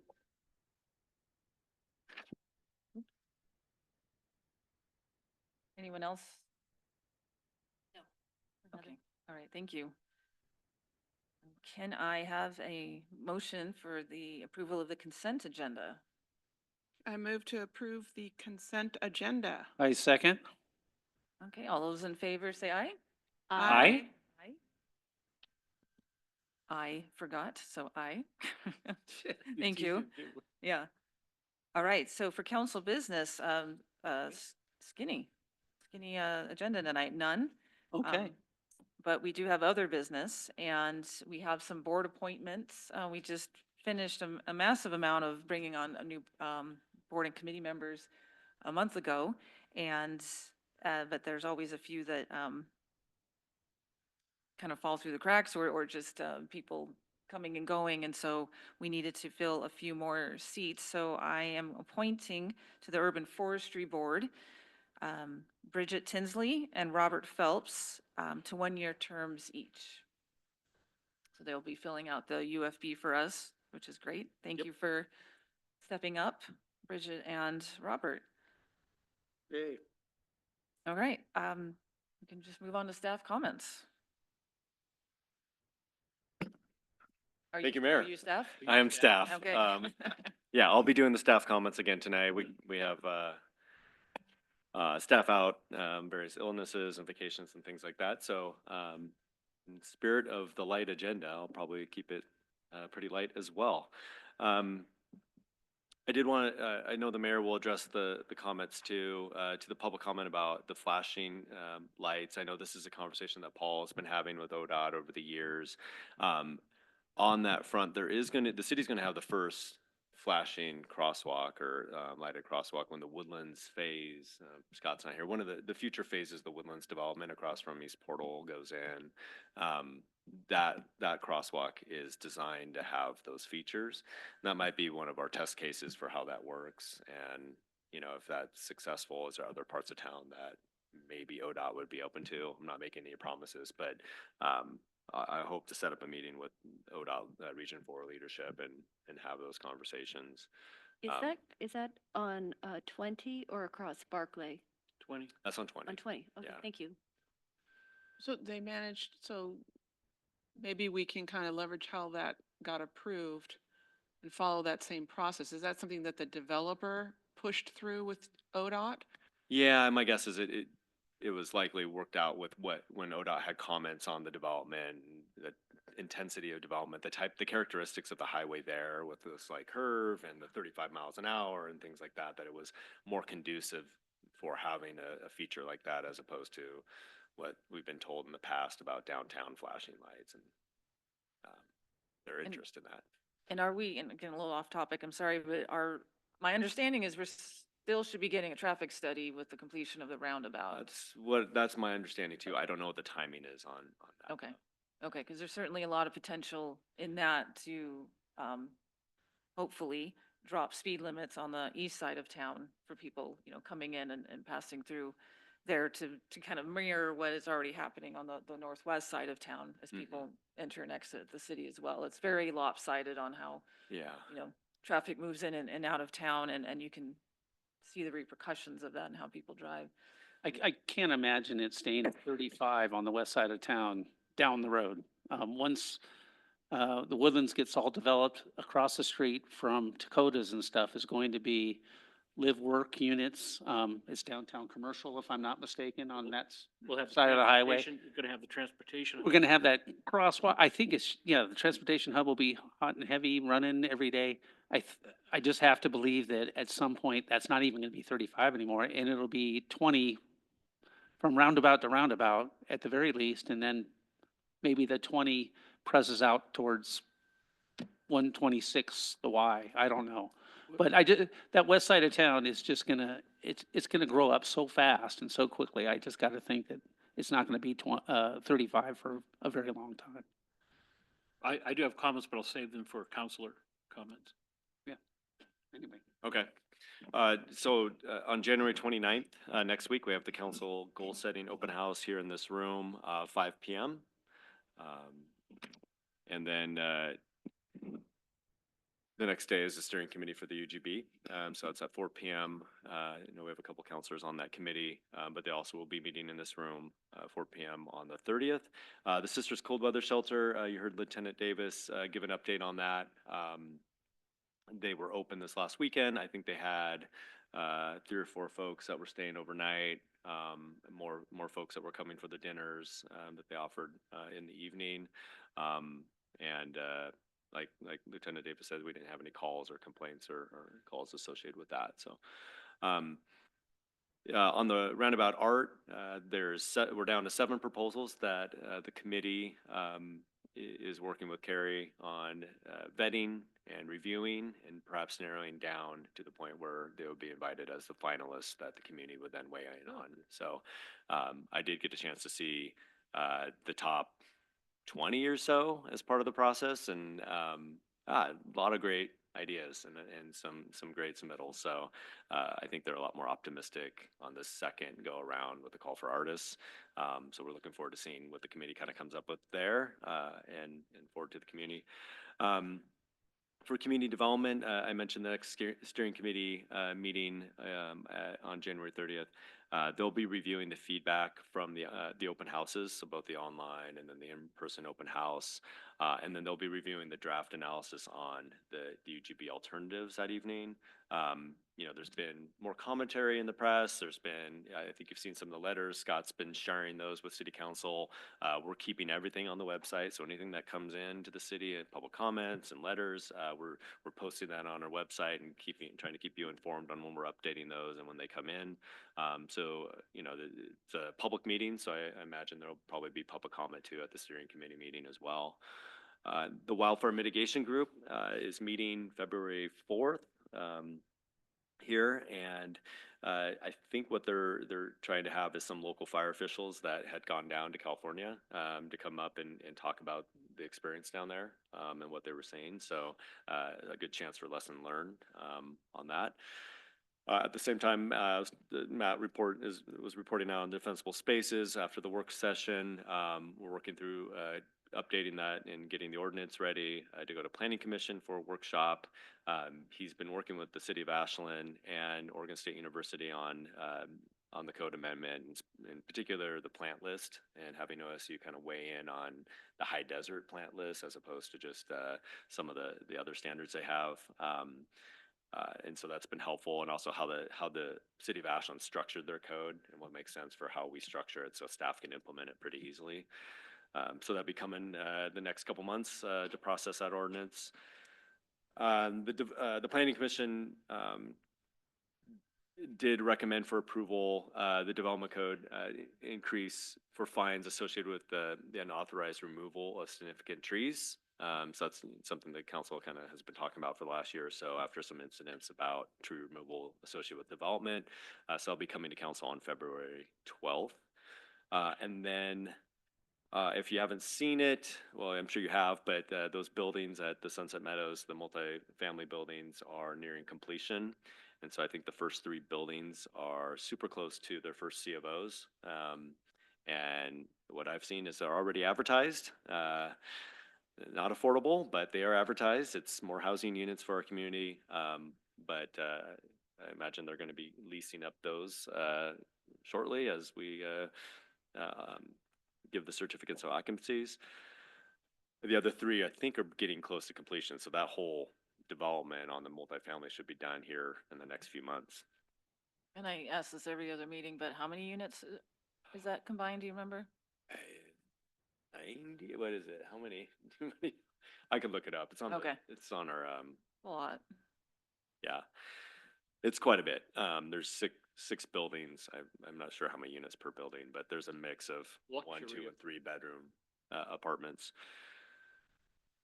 And then we did get the site plan application for the community park across the way here. And so that application is in. So exciting to now start the review of that. includes, of course, the pickleball, the contribution from the city for those park amenities, restrooms, playgrounds, open spaces. Can you just tell people what that is? So, just, The community center park? Yeah. Oh, did I not say that? no, you said the community center park, but who's running it? Oh, Sisters Park and Recreation District. Yes. Just wanted to make sure That everybody knows. is the old elementary school that the Park and Recreation District is building or revamping the park land and converting the elementary school to a community center. On Public Works, we're at 95% completion on the West Side Pump Station, which is a pretty sizable project for our wastewater system. And so we're getting ready to submit that to DEQ for their review. We don't anticipate a lot of changes that comes from DEQ, but they do need to review those plans before they're complete. We did send out the RFP, or the request for proposals, for a roundabout landscape design, and received a handful of proposals that we're going to review with the committee. So kind of come together, timing that with the SPRD parkland improvements, the roundabout art, and doing landscape improvements for that whole roundabout area. Council approved a couple months ago surplus property. Those have been auctioned off. In fact, I think we received more money than we anticipated. Not a lot, but it's always nice when people recognize we take care of our equipment and vehicles and willing to pay for it through an auction. And so most of those have been picked up now and are off. And then we also advertised the Northwest Park Master Plan. I want to thank Paul and Jackson for their work on that, putting together that RFP, pretty thorough scope of work. So that's gone out to the street, and hoping to get some good proposals on that. Hopefully, we're hoping for some good cost, good luck on costs on that too, because I think we budgeted like $100,000. We had half of that is going to be paid for through the OPRD grant for planning projects. I think 50,000. So that's going to be a big lift this year for staff and for the community to work on a master plan for that site, including funding options and ideas for how to fully implement the master plan. And yeah, that's it. Any questions for me or for any staff that are here? Which is, Congratulations on Dark Sky. I was saving that for council Oh, to make that no. announcement, so. No. Okay, Yeah, no. that's okay. That's okay. No, I don't care. Yeah. Yes. That is official. That- Page of the paper, so. Yeah, Yeah, I front know. page of the paper, press release went out. But yeah. Congratulations. Congratulations to the community, actually, because it wasn't just the city doing this work. Hey. It's everybody. We did a lot less of it than the community did in some ways. You did some boring code updates, right? Yeah, Well, now the real work of implementing begins, Yeah. right? But. yeah, there's a lot of work ahead, but that was very exciting because it was something that came from the community. It came from high school students. It was, and other community members, well organized, and the International Dark Skies, group is not easy to get an application through apparently, because we had 3 iterations of it. Yeah, and they were good to work Yeah. with, advising and. But it's not just we'd like to be a dark sky. Okay, you are. Yeah. Oh, No rubber, sure. they own no rubber stamps. Yeah. They So, vetted us. the astronomy club started working on it. Like, I looked back through old Nugget articles, like from the early tens. Yeah. They've been working on it 15 years or so. You know- So, I mean, it's amazing. And if you, to the council in particular, but anybody who's in the audience as well, there are some folks that will make comments, well, how are we gonna see when we walk around town at night and things like that? I've been in Sedona, Arizona a number of times. It's a dark sky community, international dark sky community. Sidewalks are lit, roundabouts are lit. It's all in how you do the lighting. We're not saying you aren't gonna have any lights. We're saying we're gonna do lighting, we're gonna do it the right way to keep light from going up into the sky, impacting our nighttime vision as well as our nighttime critters that come through too. So there's no need to be afraid of it. It's just means we're gonna be able to continue to see things around here for a long time to come. Yeah, and as we thought maybe we should celebrate with some, Fireworks. fireworks and some laser beams, things like Lasers that, to the sky. or Or not. but yeah, and then thanks, that was a huge lift from staff as well, so we really appreciate it. We're very excited. I think Emmy worked on it a little. Yeah. Well, I do want to thank staff. I mean, the committee that was a part of that, of course, and all the community members, Explore Sisters, involved with the application process as well, and will be a part of implementing going forward and all the different programming and stuff that they've been looking into. And then, the audits that have happened, right, of reviewing our public lighting at night, staff going out and taking a look and stuff, and that's a big part of the process. So it was a community lift, and of course, staff, put a lot of work into this, and it was a council goal. So congratulations to the council of like staying focused and targeted, and we're now the biggest city in Oregon that is a dark sky community. Yes, that is very exciting. So, yeah, thank you, everyone. All right, so, yeah, was there any other questions for staff, or should we just do council reports? Okay, anyone want to start? I've got a few. I got a few, and whatever you want. Go ahead. Start Oh, sorry. with Counselor. Okay,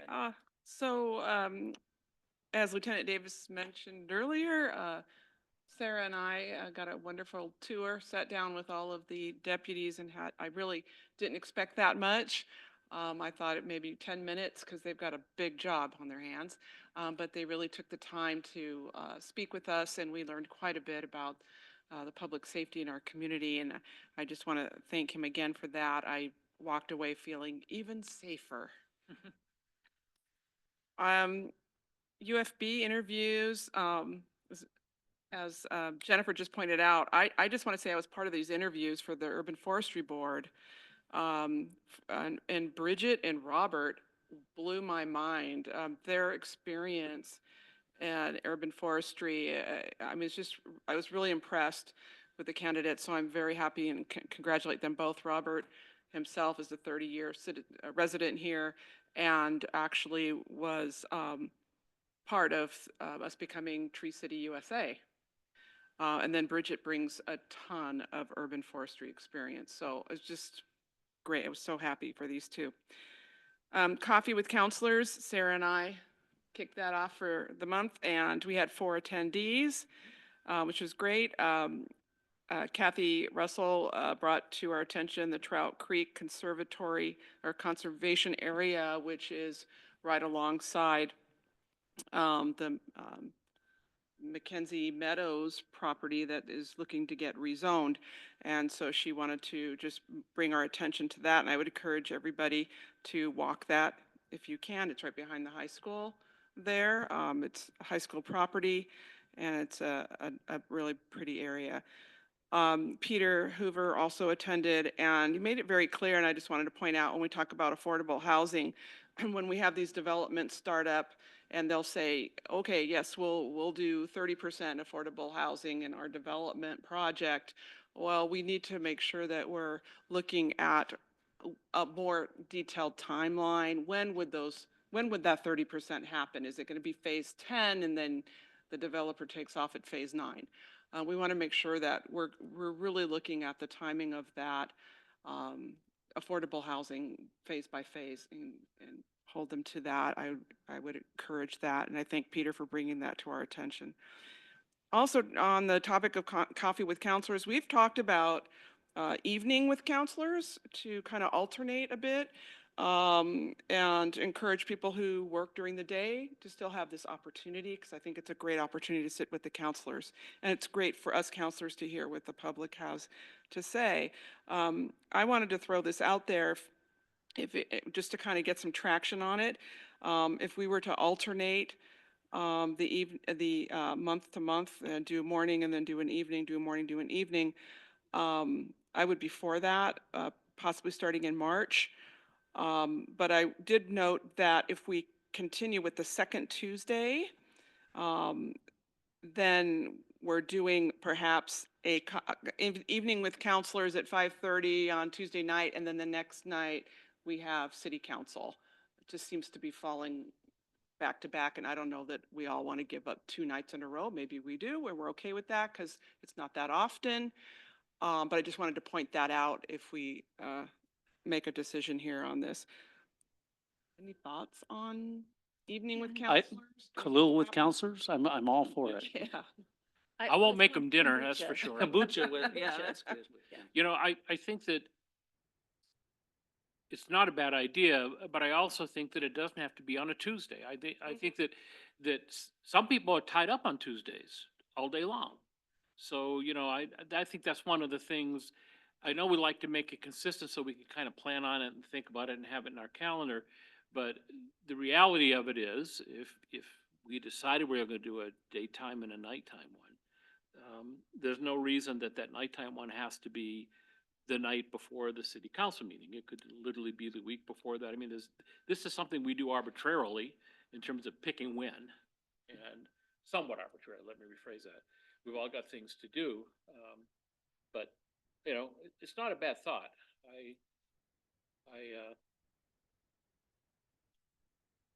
Maybe, I think we need to think about where we could do it and those kinds of things, because some places might not be available that we tend to frequent and habitate.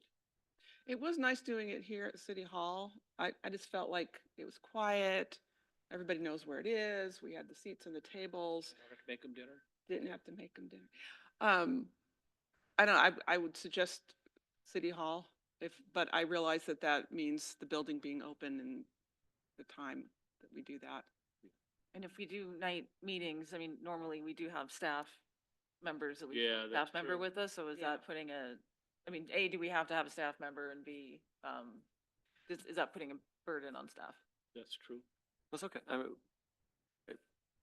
we will be available, me.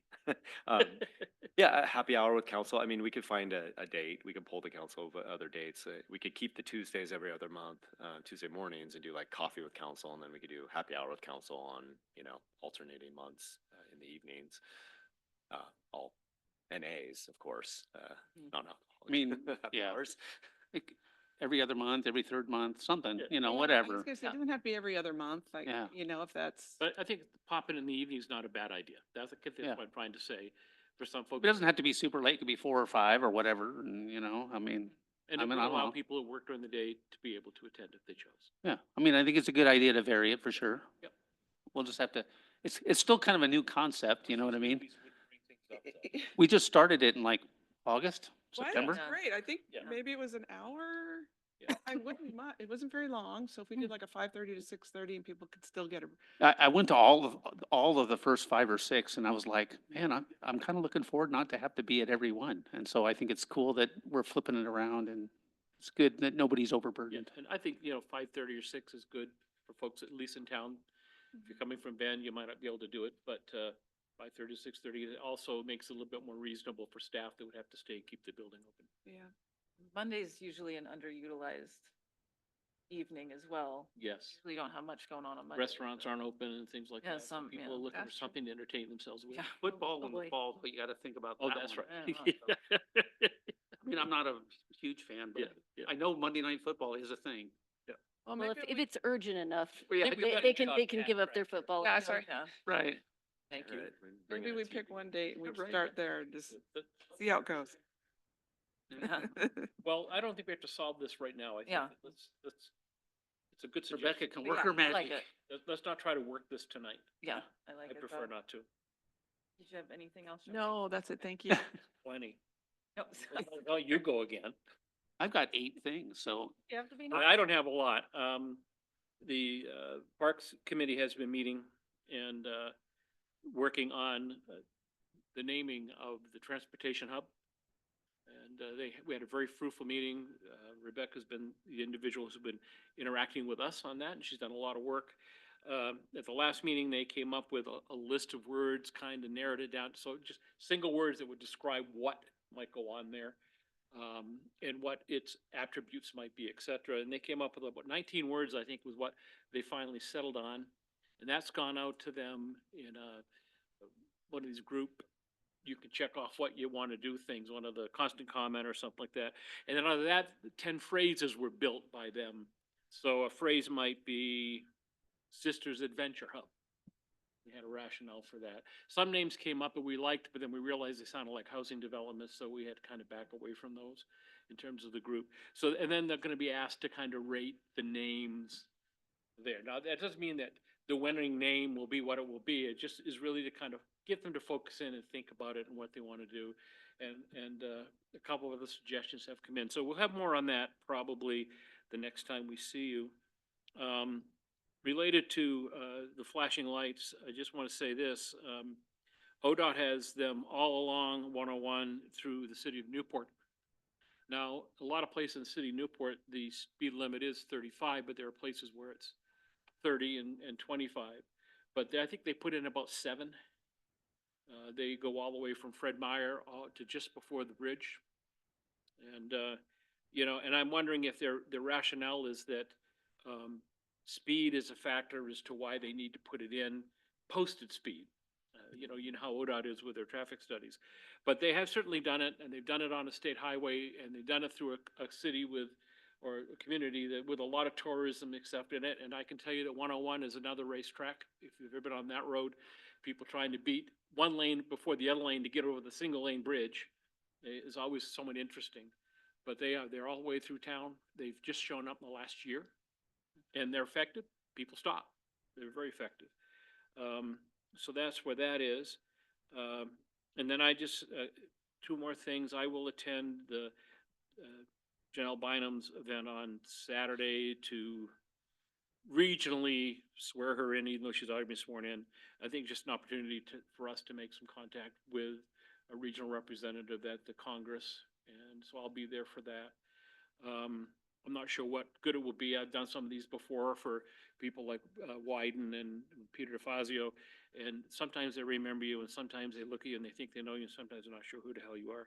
So want to do that. And then one last thing I want us to think about down the road as we talk about emergency evacuation routes, and we talk about ways to get out of town. As you know, we don't have a lot of ways. But one road that we do have that is currently blocked off, and I'm not sure why, is Jordan Road. Jordan Road goes all the way out to Clearwater. It's a county road. It's been county road for years. In fact, I think it was one of the first roads into town. I'm not Clearwater, sorry. Cloverdale. Cloverdale, thank you very much for I'll call it Clearwater all my life. And that's blocked off, I believe, because someone was running cattle or something up in there, and those blocked at tight 2 gates. I don't know if that was done with this council, the county commissioner's approval or whatever, but I think we need to really look at that and think about that as a potential secondary escape route if we can't use Highway 20 and we have to go towards, I mean, it's not going to get you all the way, but it could at least maybe get you out of that urban forest interface. So I think we need to have some discussions down the road with the county road department about why that road's closed off. It used to be available to residents to go back and forth, and it no longer is. And so you can drive it down to the gate on one side, and you can come off Cloverdale and drive it to the gate on the other side. And it's posted, road closed ahead, no turnaround available. So I think that we need, as we think about evacuation routes out of the community, that is a potential evacuation route and shouldn't be gated, in my opinion. Or if it is gated, it needs to be gated in such a way that can easily be opened. So that's the end of my comments. Just kind of give you something else to do. Michael or Sarah? Go ahead. All right. Cheryl and I have been hanging out a lot. She mentioned some of our coffee with counselors conversations.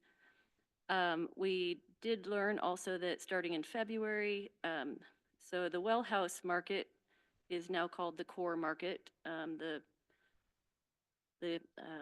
Cold Weather Shelter is renaming themselves to Core. I can't remember what the acronym stands for, but it's more encompassing of the outreach services and then the new food pantry that they're also running. So the food pantry is now going to be, as of February 1st, open on Mondays from 1 to 2. They were encouraged to split to another day so that they were not on the same day as the Kiwanis Food Bank.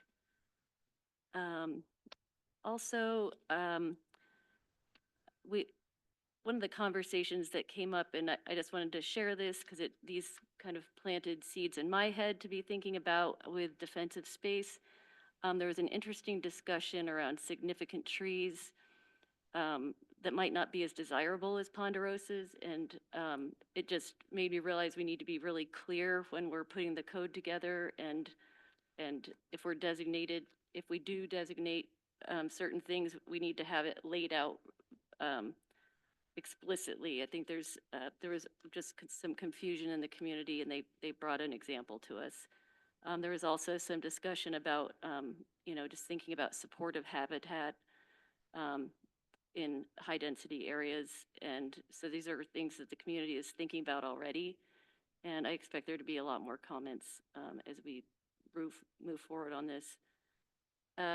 Let's see, one other thing, I really haven't moved forward on any of the unhoused discussions. There are no meetings this month, but I did have a chance to meet with both Carrie and Andrea Blum to catch up on what's been going on for the last couple years. And yeah, I'm excited to get going on that. Okay, I only have 6 things. Let me weigh in on the crosswalks. Kathy Russell and now Doug have been bringing up, pedestrian and traffic safety issues for a while. I love what they're doing because they're citizens that are concerned and they're bringing it to us, and they're not, they're trying to be a partner in the community with us. So I think that we need to listen to that. We have been doing a lot of stuff with Kathy for a couple years. Doug's right. His dog Gizmo is awesome, but we don't want him to get run over either, right? So I don't know if it's part of our goal setting or, I'd love to set a goal saying, hey, let's partner with ODOT to find a way to get moving on this issue.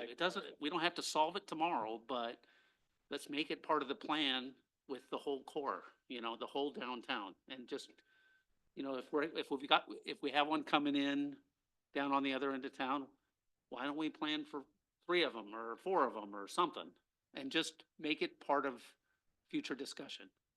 Well, with the construction that's gonna have to happen with the handicap ramp improvements. Good time. Disturbing both sides of the street.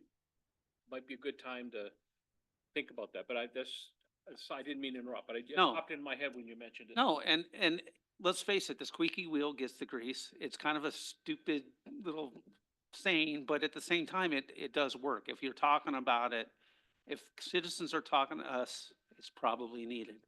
So what we need to do is we need to return the squeakiness up the chain, just send it on up. And I'm going to talk about it at goal setting, is just find a way just to make it a 1-line item about improving our crosswalks in part of the future infrastructure changes that we're going to be making anyway. So thank you, Doug. I'm just highly supportive. I want to get it on our goal list, because even if it's just a discussion item, next year it can be an action item, right? So, had an EDCO meeting, the local advisory board, Thursday. Mayor Letts was there, and they said their goodbyes, because I'll be at all the meetings from now on, and she doesn't have to, because she's got enough to do on her own plate. I'll let you talk about it more if you want. They did give her a gift, and I thought that was really sweet. She got some nice flowers. We talked about metabolic maintenance. That was on the front page last week, and we talked about that a little bit. Obviously, Eric's working on things the way he does, which is generally quietly and effectively behind the scenes. We talked about how businesses in the state are kind of recruiting, but they're having issues. It's getting out there that there are some poorer conditions in Oregon and other places. We have high taxes. We're having bad insurance issues, obviously with fires especially, and housing's expensive. And a report was coming out by Damon Rumberg to be released soon, and I don't know if that's been released. Did you get a copy of it yet, or have you seen it? That was something I wrote down. I think that happened before you got there, as a matter of fact. Okay, yeah. So that's when that came up. Got a little nugget from Patty Adair, who was there. I call him a sidebar Patty moment. And a report came out about the aquifer, and it's been determined that the aquifer underneath Deschutes County is as big as Lake Mead is in that. Up Santiam Pass. is Yeah, Where it's focused, yeah. yeah. But anyway, it's a lot of water. It's just nice to hear. We need to drill sideways when we're putting. Yeah, and then we're talking about, you know, a 4-week boot camp is coming up, that, Edco's gonna be doing and Eric's gonna be taking care of. And then goal setting is coming up too, so. But anyway, so, that was a cool meeting. I want to talk about fire mitigation, and I know there's gonna be goals, a goal or more goals about that, and, you know, defensible space, and, you know, we're just going down that path.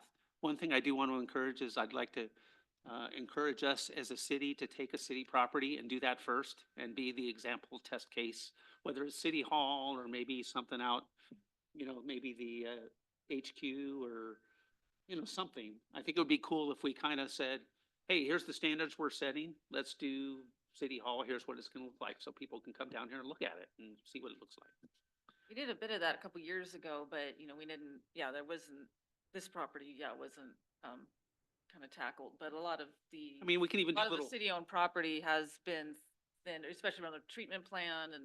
Yeah. And some of the wells, things like that. So, I mean, and that is leaps and bounds beyond most cities in Oregon. So, absolutely. And I think we yeah. can do little signs even that say, here's why we have this here, and here's why this is in zone 1, this is zone 2, you know, whatever. Yeah. Just little cutesy things, doesn't have to be super expensive. I don't know if that's a goal or not. Side of the building. This building's been hardened. Ask me how. Yeah, right. Video screens with buttons and stuff. We already talked about dark skies. You were talking about who was talking about trees? It was you, right? One thing I was thinking about, you know, one of the things that we've been doing as a region at the Cocoa region is junipers and you know, restoring water by removing junipers. I think that there may be a reason to say, hey, if you've got a juniper in the way, just cut it down. You know, maybe we don't need permission for junipers unless it's an actual significant tree. If it's designated, obviously, somebody wants to keep it, that's fine. But I think that junipers, there's not that many of them in the city, but there are some around, and it would be kind of nice to have permission for some things that you can just take out. That was one of the examples. It Yeah. was spruce and junipers that Yeah, the fire the blue department spruce. had suggested they take out. So. Yeah, so that's an interesting conversation, and I'd just like to throw my support that way. I mean, I love trees too, but at the same time, if the list was easy and there was a couple things you can just knock over because they're bad for fire, let's go ahead and encourage that. I wanted to talk about National Night Out a little bit, and we've talked about, you know, you had your presentation with Lieutenant Davis. Lieutenant Davis, I'd like to just say, hey, let's make sure the sheriff comes out for National Night Out so he can see how we do it. I'm sure he'd like an ice cream, maybe. So maybe we just invite him out. If we And had then- donuts, we could get the There's- undersheriff. Hey, the ice cream is delicious, by the way. Last year they had vanilla, not even chocolate covered, just vanilla popsicles. And then you just dipped them in the sprinkles. That was good. I only had 3. Michael, what is National Night Out? Oh, that's a program, that law enforcement has, and they invite everybody down to the Yeah. park. Thank you. Yeah, and it's really, really fun and lots of kids and all the equipment's out there. They bring out the tactical gear and the vehicles and just a fun time. And I hit it every year because I have a kid. Kids And I of am all ages. all ages. Yeah, I'm a kid too. Can I ask one question? Are you gonna do the academy again? The 2-night Sheriff's Academy?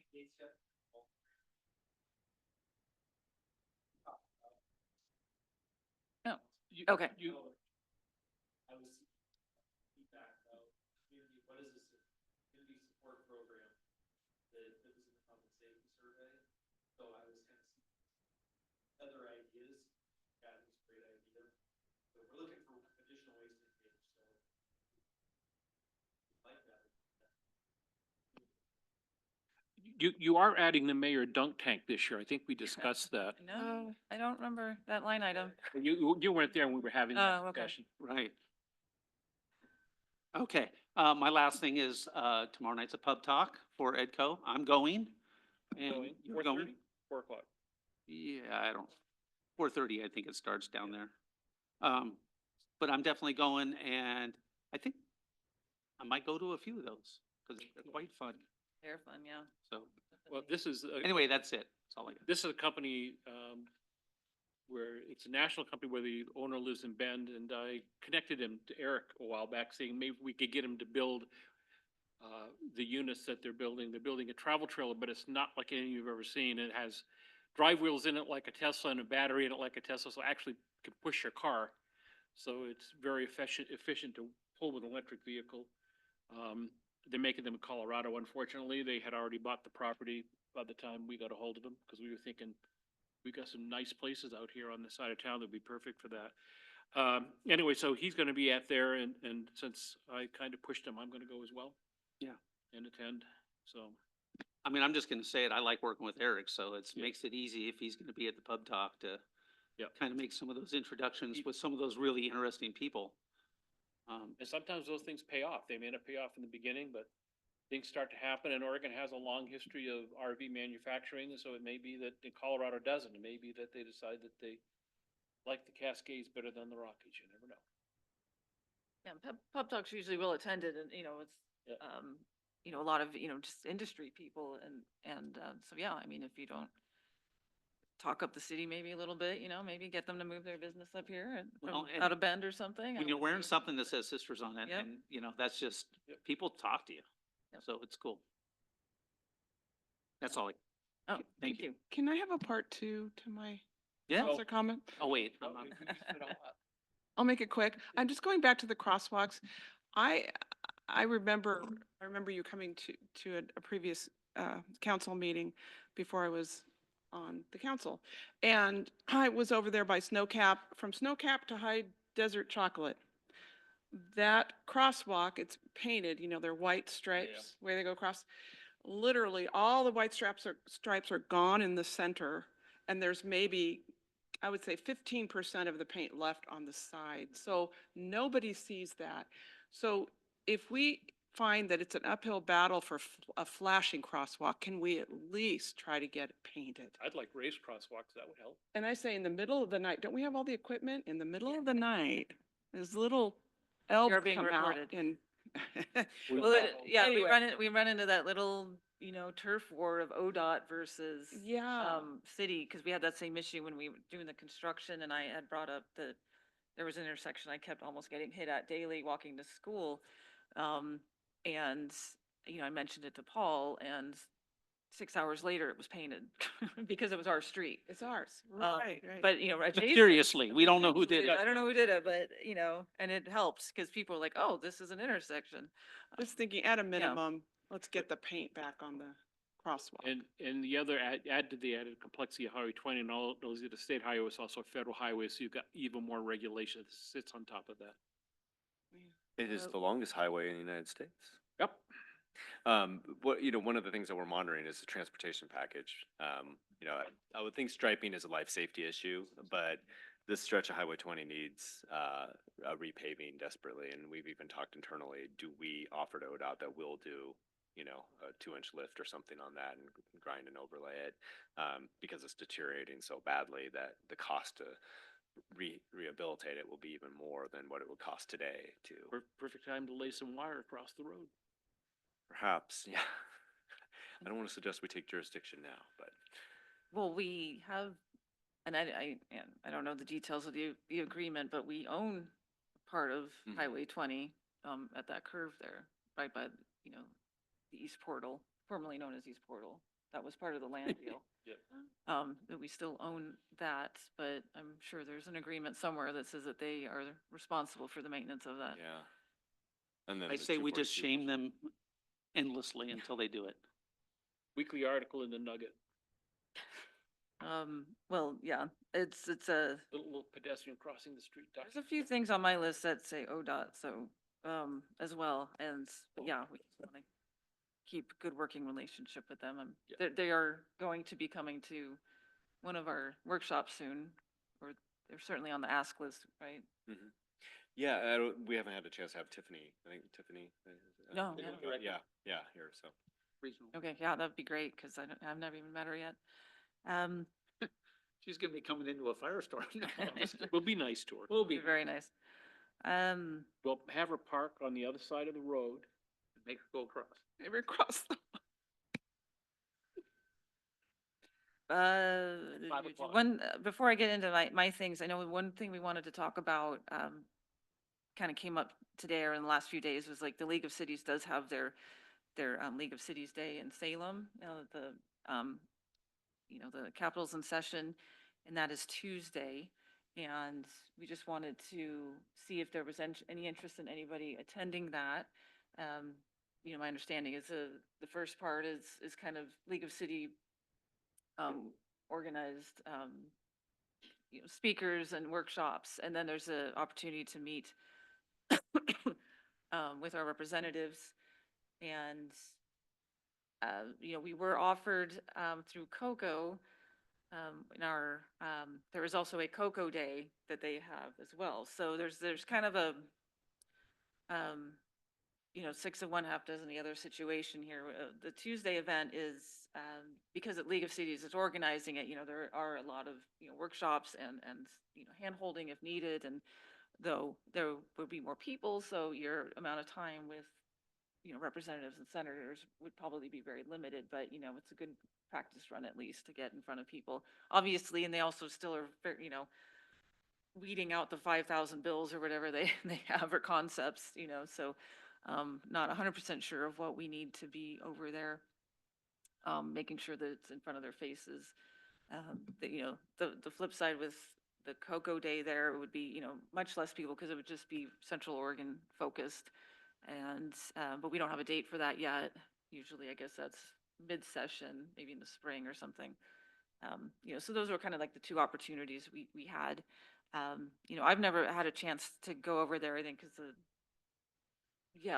first year I was on council was COVID, so nothing was happening. So I'm thinking about it, but it's a all-day commitment and a lot of driving, so over to Salem. But we were just curious if anybody else had any interest. I know Melanie Keebler, the mayor of Bend, is on the LOC board, and so she was specifically inviting our council members and seeing if we wanted to attend, and was really extending that invitation to us. So That's next Tuesday? Yeah. Yeah, that's out for me. Okay. Otherwise, I'd be Oh, that's right, you're on interested Yeah. in doing something like that. Just fly on the wall, just to Yeah. then figure Yeah. out how to do it better next time. Yeah. even. Have you ever had a chance to go? I haven't done LOC at the Capitol Day, no. Okay. I've done the COCO days Oh, okay. 3 or 4 times, Okay. as mayor. I like the COCO Day better because it's really focused on regional stuff, and we talk to the regional representatives that apply to us and the people that, we do reach out a little bit to other people, just because, the lobbyist tries to identify people that may sway in our direction and try and move the needle a little bit to water issues and stuff that affect our region and transportation and things like that. I don't plan on going on LOC Day, but I'll probably go on COCO Day just because I've done it a couple of times and met some people, and it's, people like Vicky Breeze Iverson who are super friendly. It's good to just go to her office for 15 minutes, see what she's doing. She can listen to us, we can listen to her, and, you only get 15, 20 minutes, and then you're going to the next floor, going down to see somebody else. It's really cool to see the Capitol and see how everything works, though. And like I said, I just prefer the COCO Day just because it's more directed. I've been to, obviously, LOC conferences. Those are really valuable. There's a lot of good stuff there. I like it when it's in Bend because we sleep in our own beds. But I did do it in Klamath Falls one time as well. So, you were down there for one of them. I've done, the League of Cities Conference, I've done Eugene and Yeah. Bend and Yeah. Portland this year because it's our 100th anniversary. Oh, yeah. That's easy Big to deal. skip. So I'm not going this time, no. Okay. All right. Just wanted to make sure that was out there. I'm really on the fence about it, but it is a big time commitment. But yeah, it'd be very interesting. And I would agree with Michael, it's probably a better use of time to do the COCO Day.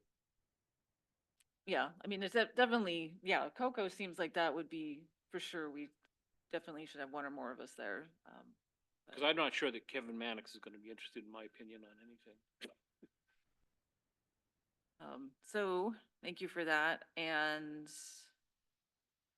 yeah, just going over my stuff over the last few weeks. I'm the, not really an official capacity of this seat or the City of Sisters, but I am the chair of the Bicycle Pedestrian Advisory Committee for Deschutes County.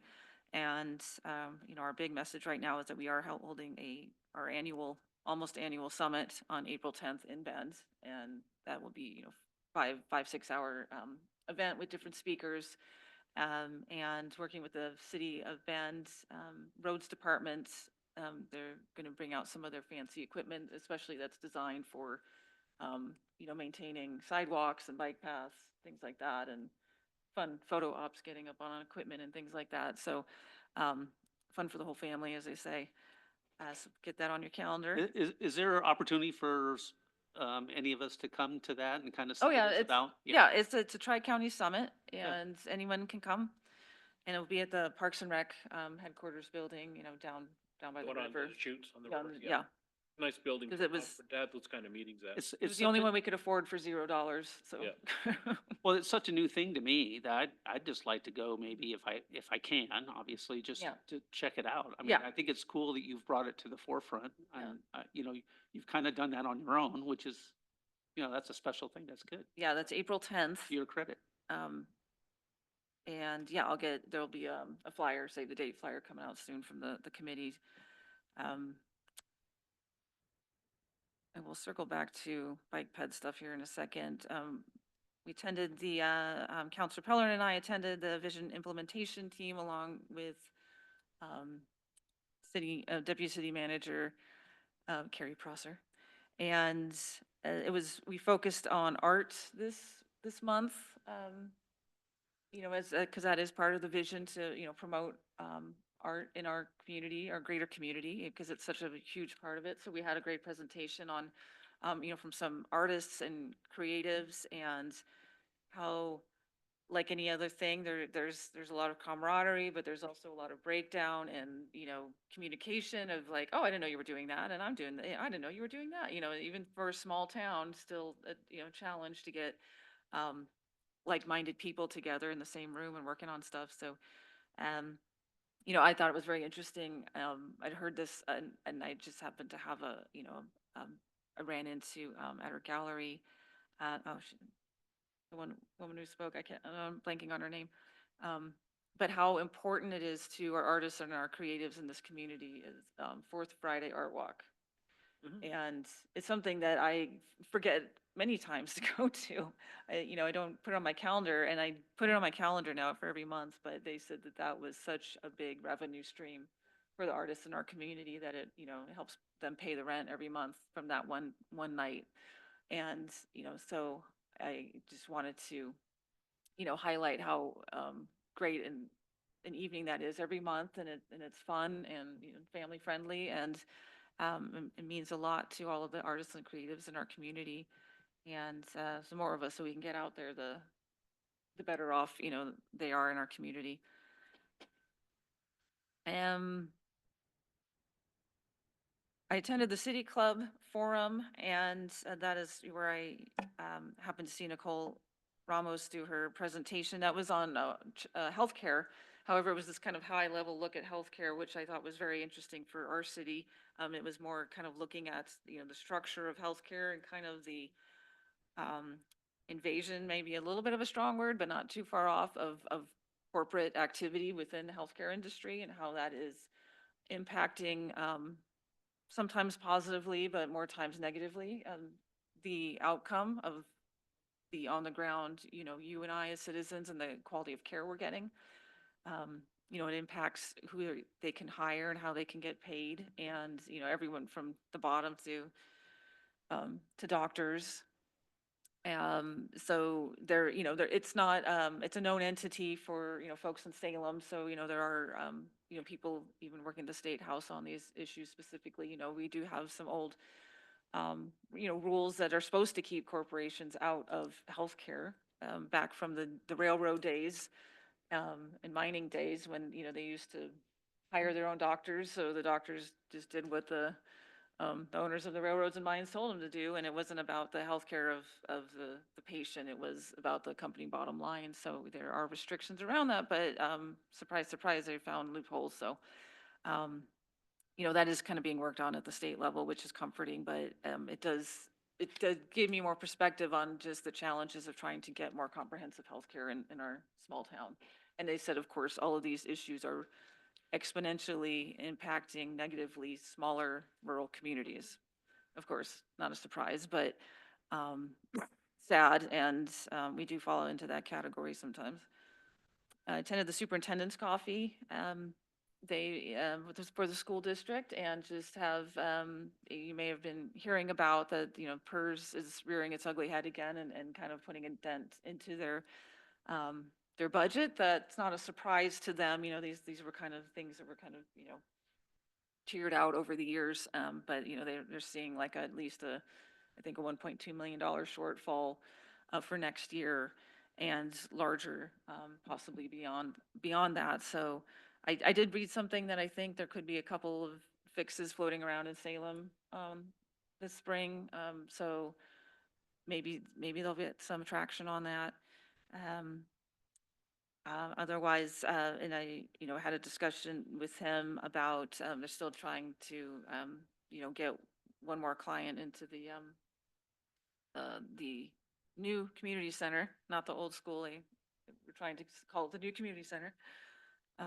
That does have a code issue with the city, you know, so we're still kind of trying to work with that with the superintendent. I had, through the vision implementation team, we had a subcommittee on daycare for the last year or so that it's actually been relatively successful because of that work. You know, we've been able to get, you know, a 0 to 3 daycare open in the new community center for the first time in a number of years. And that is a heavy lift for, you know, the woman that runs that is called Soul Blossom.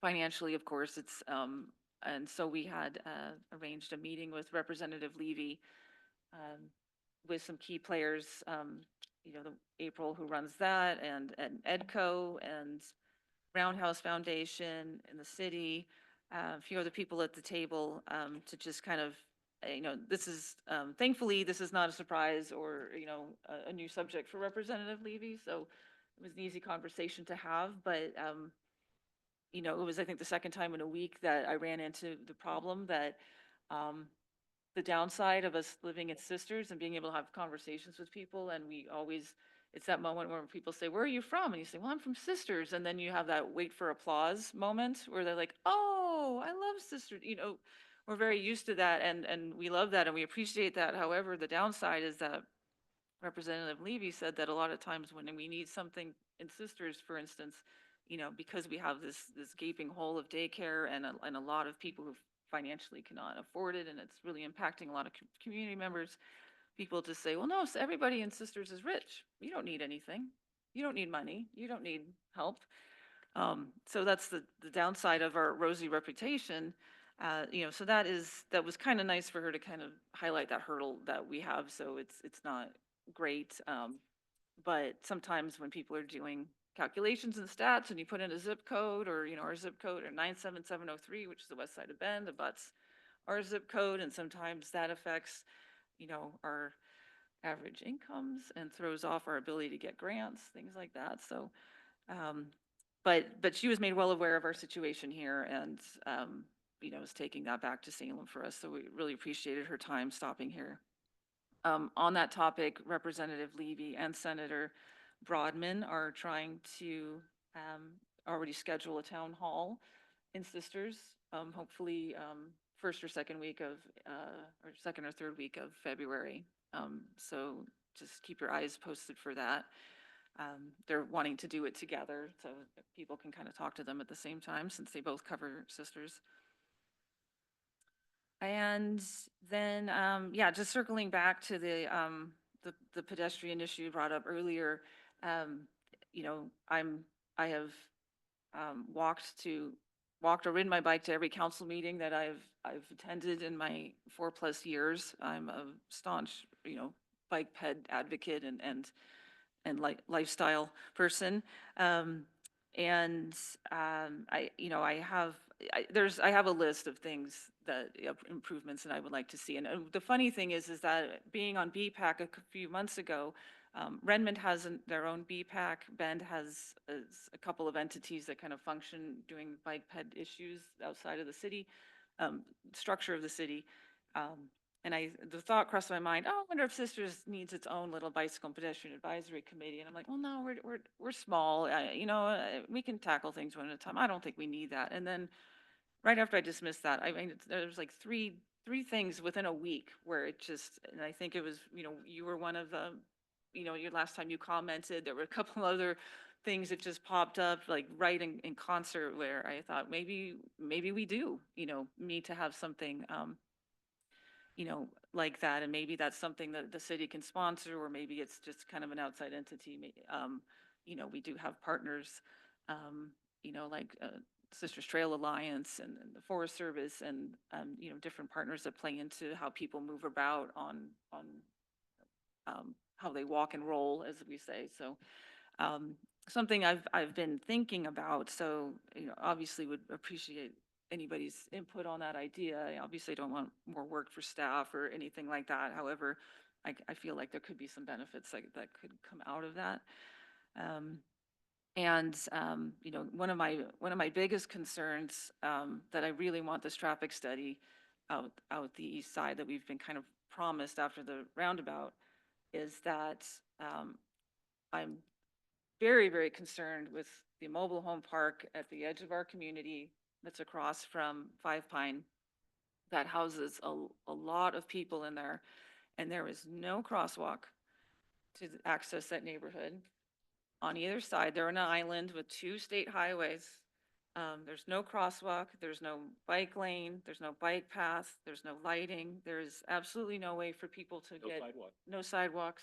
There's no way for people to get in and out of that neighborhood on foot or bicycle or wheelchair or anything else safely. And I'm thankful, but I'm absolutely shocked that there hasn't been any major incidents there that I know of. But I feel like it's only a matter of time. And that's a neighborhood that I think needs all the support that it can get. So, that's certainly on my radar for anything that, ODOT's looking at for that end of town, especially, because coming in hot at 45 miles an hour is not the way I want people entering a town when they're instantly in a residential neighborhood, because that's zone residential and that's what it is. And you're powering through by that, their one entrance in and out at 45 miles an hour or more. So yeah, I hear you. And you're not the only person that's been bringing these issues up. There's been issues around, lack of bicycle racks and things like that too. And there are some, streets, especially over in this side, that people have also brought to my attention that there are lacking in crosswalks. And we do have a lot of plans to improve, streets like Adams and Barclay and a lot more bike ped infrastructure that's going to be coming. But yeah, sometimes it is a can of paint, sometimes it's just that easy. And it's just kind of highlighting where those places are. So we seem to be very interested in this topic. So thank you for bringing it to our attention again. And we are doing goal session. And yeah, just one more reminder that we do have a goal session open house that's open to the community. So please come and share what you think we need to be working on in the next year. Thursday next week, right? Goal setting, the goal open. Wednesday next week. night Excuse me. at City Hall. I'm not going to be here Thursday. Because it's obviously not on Thursday. Thank you, though. But that is also another good opportunity to bring up any issues around that or any other issues you think we need to be working on. And because we will be setting those goals the following month, and our goal year starts July 1st. Coming up faster than you can believe. And I think that's it. So appreciate everybody's time, and I end this meeting. Not exactly what I wanted to say. I don't know.